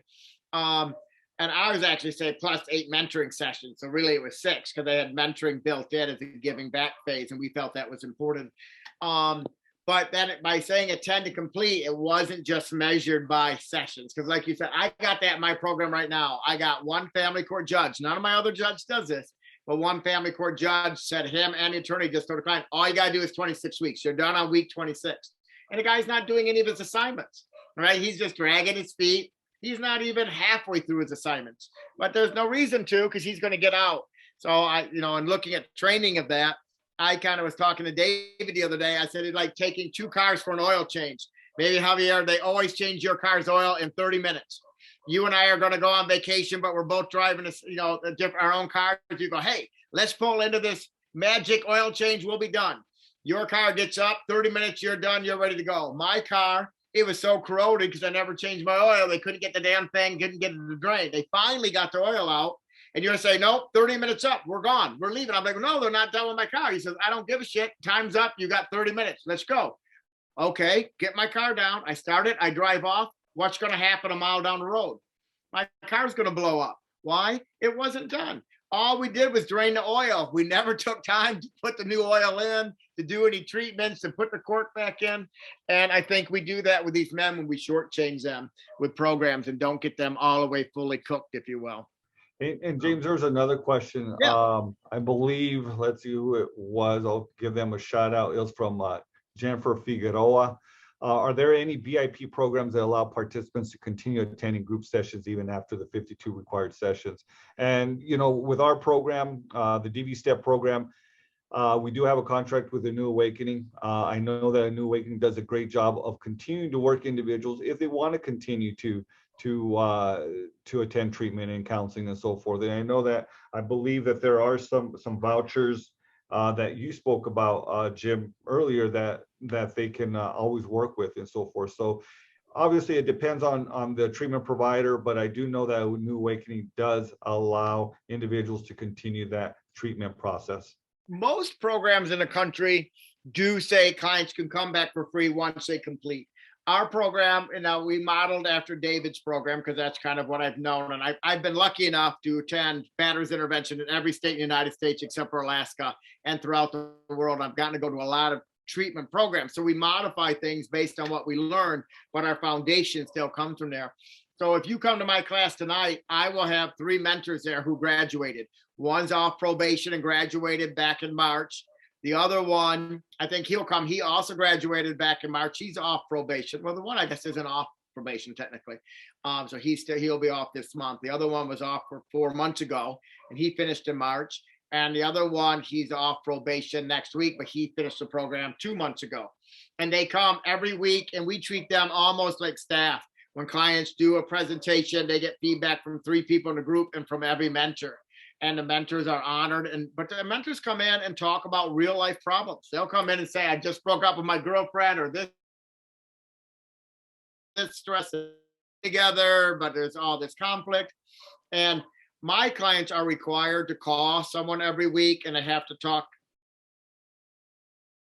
to 2 people before they can present an assignment. So I'll have clients who've talked to 5 people in a week about what's going on with them. So it's pretty amazing to see once we connect these men, what they can do. I'm going to move through some of this stuff faster. Restitution, I put a big push on that. Length of time, types of intervention based on risk and need. One of the things here, if you look at question number O and P down to the last 2, these are just some things we put in our orders, like the defendant is restrained from harassing, stalking, threatening, or engaging in other conduct that would place so-and-so in reasonable fear of bodily injury. We just were very broad. We wrote not to possess / purchase / use any firearms, firearm components, ammunition, or other dangerous weapons, or being in company of anyone known to possess them. So we're very clear. You can't have guns. You can't have bullets. You can't have.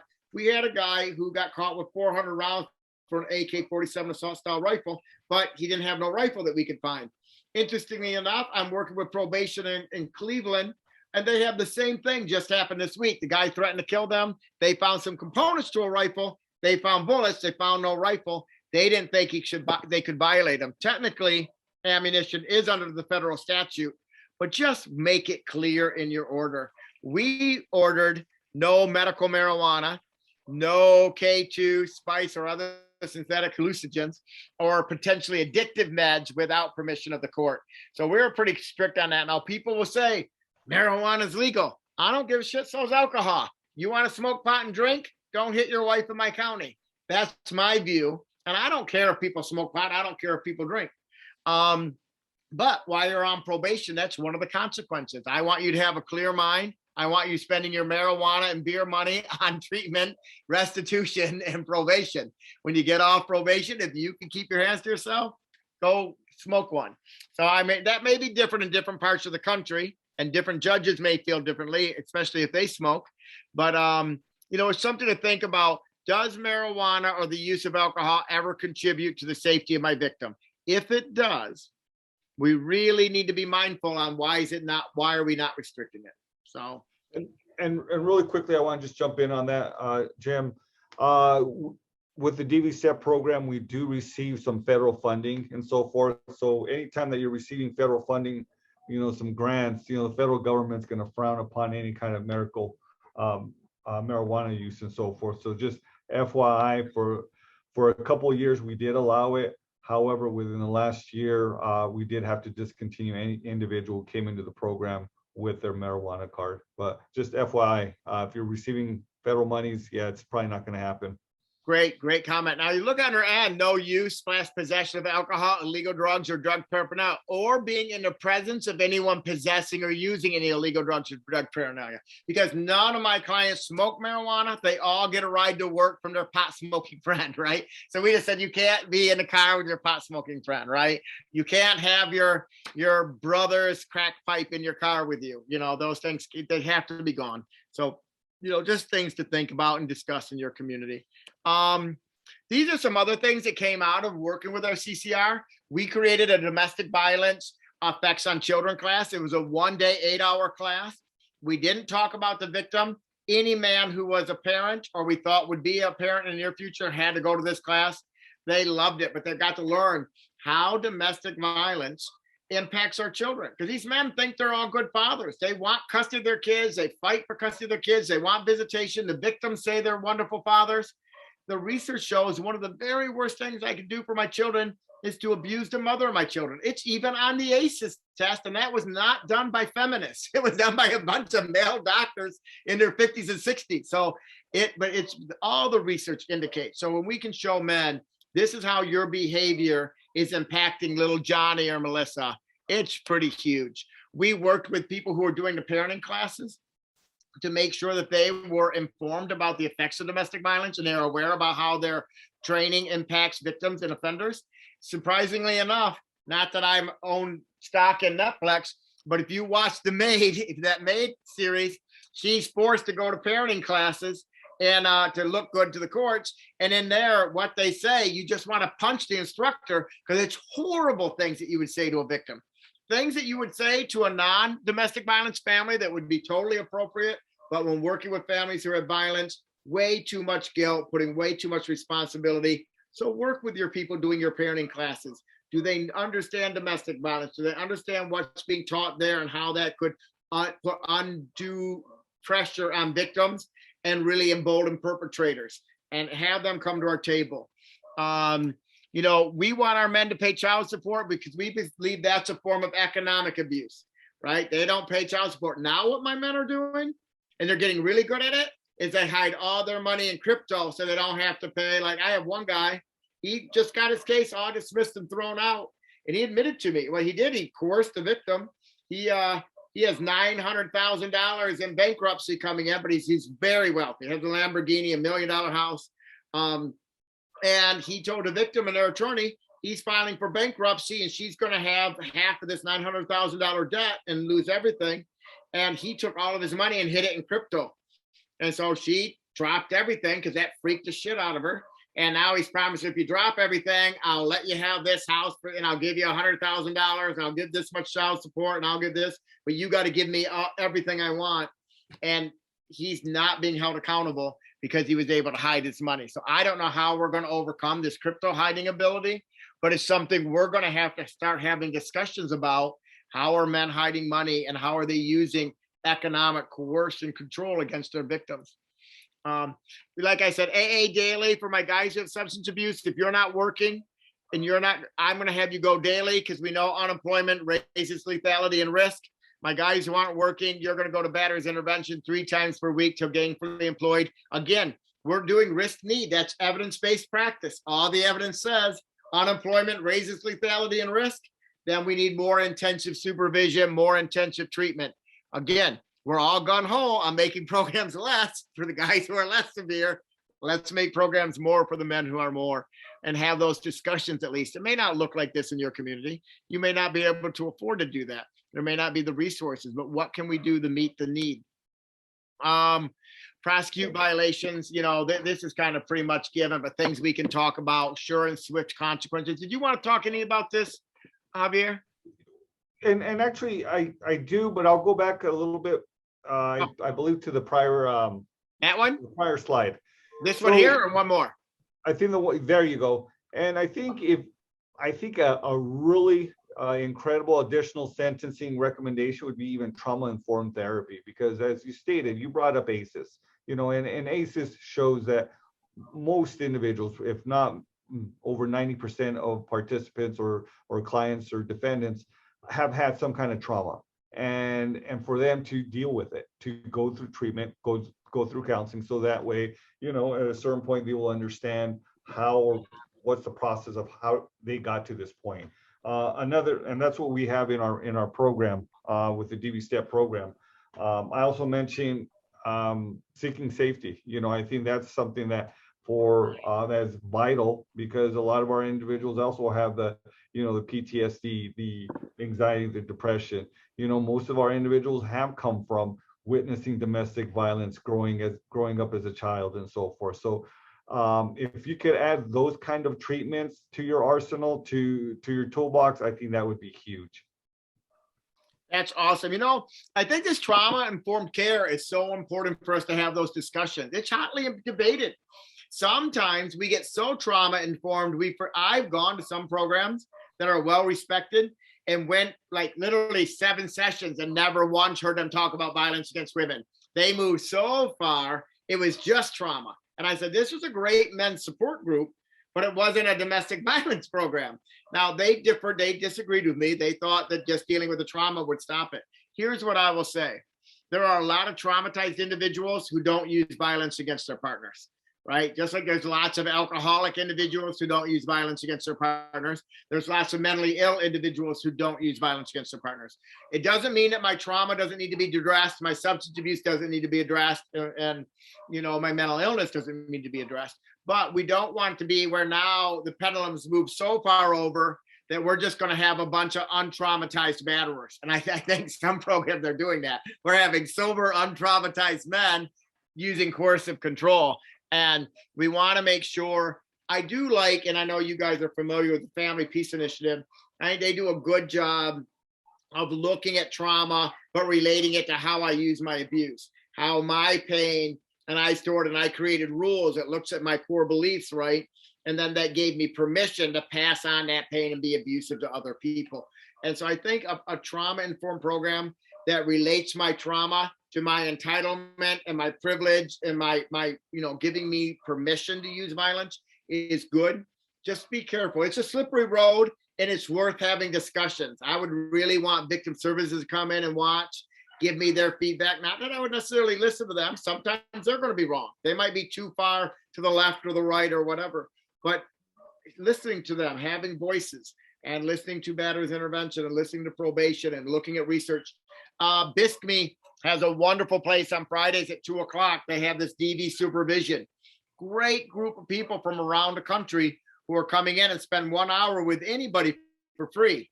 You just come to the meeting and you just bring up a topic, and you'll get to hear people who are doing trauma-informed work, people who are concerned about trauma-informed work. And we have some really respectful conversations that are unique. So I encourage you to get a hold of David if you're interested in those meetings. I go to them as much as I can. They're absolutely phenomenal. Did you want to mention anything about this? Sure and Swift, my friend? Yes. Let me just say, definitely. Javier and Jim, let me just say, we've got 15 minutes left. I just wanted to give you that notice. Thank you. Great. What slide am Thank I you. on, dude? Go ahead, Javier. I texted. You know, yeah, I have no idea which slide you're on, but Don't worry really about quickly, I'll go through this really quickly. With probation violations, it's about that swift action, and it's about, as soon as you find out, you notify the team. Judge at that point within 24 or 48 hours is seeing that client, because you don't really want to wait a week. You don't want to wait 2 weeks and so forth. You want to ensure that if there has been a violation, that it is at that point addressed immediately. And that's just a best practice through the national drug courts and so forth. And again, I think Jim talked about this, victim services, police, prosecutors, we all have to, at a certain point, it's about communication. It's about working with each other and so forth. Victim advocates at the district attorney's office here in Albuquerque are fantastic.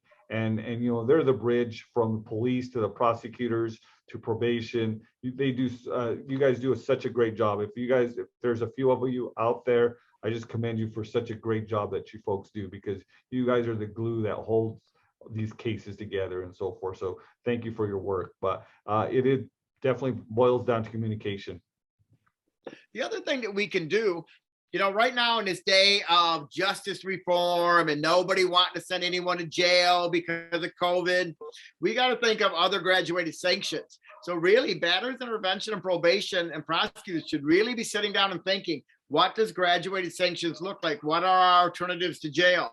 Like I said, my guy going 3 times to week to David Garvin's program is, if I send him to jail, this victim's child could technically die. And the shelter, nobody could think he needed that health insurance that dad provided and that roof over his head. So what we ended up doing is he worked 8 to 5. He went to batterers intervention 5:30 to 7:30, 3 days a week. I would have sent him 4 days a week, but they weren't open on the 4th day, right? So he did 5:30 to 7:30. Then he went to AA 8 to 9. So he did this Monday through Friday. He still lived at home, which normally you'd say no. But we believe victims have a right to make this their own agency in their life, not the court. So she wanted him back home. They didn't have any money for him to live anywhere else. There was no other family or anything for him. So he had to go to meetings, go to work till 5, run, grab something to eat, get to ADA by 5:30, get out at 7:30, run to AA. And then he had to call me that night and leave a message on my phone. I had to say, Mr. Henderson, I want you to know I made it to work by 8 o'clock this morning. I got out at noon, went to lunch, had me a Big Mac, went back to work, worked till 5, got out, made it to ADA. I was there from 5:30 to 7:30. Today, I presented my intentions assignment. I got out at ADA at 7:30. We ran to AA real quick, got another Big Mac. It's buy one, get one free this week. And I was in AA. The topic today was surrender, and I spoke. It is now 9:30. I just got home. I'm going to take a shower, brush my teeth, and go to bed. There's been no violence, no use of drugs, no violations. I'll talk tomorrow, Mr. Henderson. Right now, he was getting signatures at batterers intervention every single day. He had to take that signature to the AA sponsor. He was getting signatures every day from AA. He had to show his AA sponsor the batterers intervention signature. He had to show ADA, his batterers intervention program, the signature from batterers intervention. So how many people were watching this guy every day? We had a sponsor. We had the BIP program. We had me. He was being supervised in the community, but he was too busy to batter. right? Now, in the end, he didn't change. I would like to say that he did. He did 137 programs. He was still engaging in coercive control, but the victim was able to leave the relationship and said everything about the program, everything about it was wonderful. As a Christian woman, she couldn't leave that relationship till she knew she did everything she could. 6 months after probation, she did file for divorce. She had been working with a shelter. She skimmed off money all along and was saving money to get her own car. They provided her with a pro bono attorney. She wrote the judge a beautiful letter the day her divorce got granted, because now she has only $15,000 of equity she got out of the home. But yes, $15,000 when they were going to lose that home. She and her daughter still have health care. She, or son, I think it is. Her and her son have child support, right? And she was able to relieve the relationship on her time frame, not ours. Our time frame would have made her a more dependent victim, him a more lethal offender, and we may have lost the son. So really working with each other, we can do amazing things. You guys know a little bit about judicial reviews. I'm going to move through some of these kind of fast so we can get, in case there's questions and answers. You know, we just think if you can do a designated docket where all the domestic violence cases are heard at the same time, people have really liked that. It allows judges to really concentrate on domestic violence. It allows you to have the same prosecutor for all the cases. It allows victim services to have their resources there and know they're going to be there, because everybody knows Wednesday morning from 8 to noon is just DV, stalking, strangulation, right? Just family violence cases. If you can do that, I think it's amazing.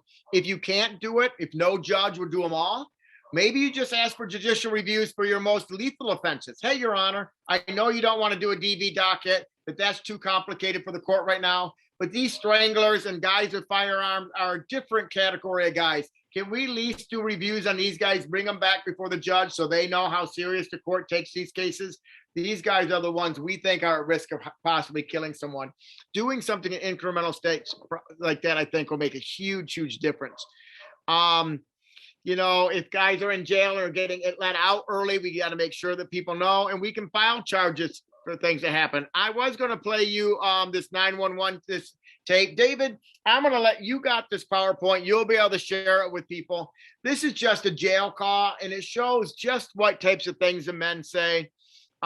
When men are calling and harassing victims from jail, we can charge them for that. We can actually lose their right to cross-examine her in court. So now she doesn't have to show up for trial through wrongdoing. And you as batterers intervention providers and you as probation officers might need to learn about, is anyone listening to the jail calls? Are we ever using those? And am I getting those people on probation? Can I hear those calls? I got a new jail call where a guy used religion coercion to a whole different level. And it's just a brand new case, but it was amazing what this guy did and how he twisted his faith to really control and dominate and manipulate this woman. And it's horrifying. You would never believe that someone could do it as perfectly as he had done. I'm going to move past that. I just say, you know, make sure that we all tell victims if the jail calls are taped, who they can call to report that, if they're being harassed, manipulated, intimidated. Many victims don't know. Oh, if I call the prosecutor, he can listen to that tape if I call within this amount of time.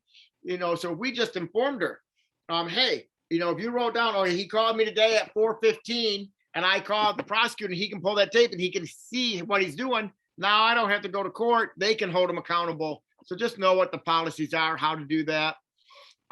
This is just a report on how I used to report. I run a batterers intervention program and I'm friends with the substance abuse agency. I knew the people who were doing the drug testing. So I would have a session. He would have to, I could drug test him when he came into my program. I made it as a requirement because the court sucked from where my guys are coming from. They didn't drug test anyone. So I wanted to know who was on heroin, who was on meth. So I made it required in my agency. If they had to do AA, they had to bring me proof. If they had to do substance abuse, they had to do me proof. They could get demerits for non-attending. That was something we learned from ADA. So for every 3 sessions they came in late, or didn't do their homework, so they'd have to do an extra session at no charge, but it was a built-in consequence. The whole purpose here is having multiple people watch this person, right? Really looking at collaboration as a partnership. Require all treatment providers to document. I just think it shows we care about him. If you know that guy's in substance abuse treatment and you know he's in mental health treatment, we should ask and we should document it. Make him bring him in proof. Make him bring in the A sheet, just like he would to probation. Then my report can go to probation. They got everything in one neat package, and it shows the communities doing wraparound services. Wraparound means we're all know what's going on, and we're supporting and working in unison. Not substance abuse is way over there on that corner, DV's way over here, and probation's over here, and never should any mix, right? Let's show that we're mixing it. I'm not going to talk about group reporting. I think some are created sanctions, immediate enrollment in the BIP. I talked about that. Longer term batter's intervention, I think, is advantageous, or a way that they can work to make it shorter. We're looking at really encouraging a longer program, but letting men shorten it up by bringing other people, community members into programming with them who are going to support them in their goals to remain non-abusive, increasing attendance per week, restitution not being only money. I talked about graduated sanctions. In the old days, one of my sanctions for missing a meeting with me is you had to go sit in court all day on Wednesday and watch court. That may not work now and be very effective over Zoom, but my clients hated it. It was a punishment, but it didn't take up jail time. It didn't cost any money, and they got to see other men being held accountable, and they could go back and report that to their group. So looking at what type of graduated sanctions. If you can have a designated officer, I think that is wonderful for us, and we can talk about that. Our field visits, our judicial reviews, we talked about that. Just cross training. Why I think you should collaborate. I think victims will be safer if we collaborate right. And that's what our whole goal is. I think children exposed are really depending on you. They expect you to change their dad. They expect you to keep their mother safe. And we can't do that if we're not working together. I think our, coordinated community is dependent on us. We need to be there. They need to hear you. And I think the offenders really need to know that we're working and we're collaborating. It means something to my defenders when a judge comes to watch group or probation comes and watch group, even from other states. They're like, oh, they actually do care about what we do, right? They're taking their own time to come do this. That makes a difference. It's not enough to be busy. The question is, what are we busy about? These are some national resources. The Battered Women Justice Project offers free TA, Alliance for Hope International, or the Strangulation Institute, free training. Sometimes free, sometimes paid. American Probation and Parole, if you're a probation officer, often has things to do with domestic violence. I think I had the Batters Intervention Service Coalition of Michigan, which is BISCME, who has lots of services and information on our website. Just an amazing, amazing resource. So with that, Javier, do you have anything you want to add before we have to wrap up? I know I flew through those last few slides quickly. No, just, it's an honor and a pleasure to talk to everybody. Just one thing that I would love to tell everybody is just please take care of yourselves, folks. We're working under some extraordinary times right now with this pandemic and so forth. So please take care of your well-being. We deal with a lot of weird, strange cases, the vicarious trauma. I know that, each of us probably has a little bit out there, but, at a certain point, take care of yourselves, take a walk, take breaks. That's one thing that when I talk to my probation officers, it's about taking care of yourselves. Don't burn yourselves out, because you guys are doing some important work. You guys are doing some great work. It's a tough job. Sometimes it's a thankless job, but I'm hoping that you guys can take care of each other. Take care, reach out to everybody. I'll put my I believe my my phone number and my email address is there. Reach out to me. The more that we can, communicate and kind of even help each other out, the better. So I appreciate you folks for being here, and it was truly an honor and a pleasure. Thank you so much. Holy cow, you're amazing, Javier. I can't even add anything to that. That's an exclamation point, double exclamation point. Hey, David, do we have any questions that we need to answer or anything from you? I agree. I thought everything you said, Javier, was just blew me out of the water there. That was amazing. And I so appreciate having this time with you guys as well. No, thank you, folks. Thank you, Jim. I would just say that, there's a lot of appreciation and sunlight coming both your ways, Javier and Jimmy. I really appreciate your being a part of this. The innovation, the energy that you bring to this, the creativity, the commitment, all of that really comes through as you're both talking. So thank you for that.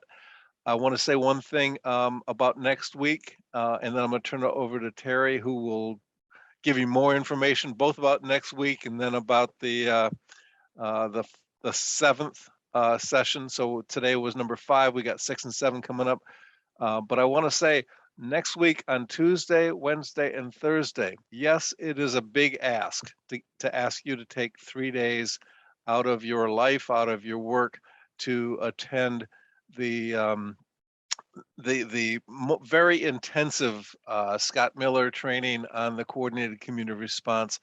But it is a great opportunity, and it is one, it's free.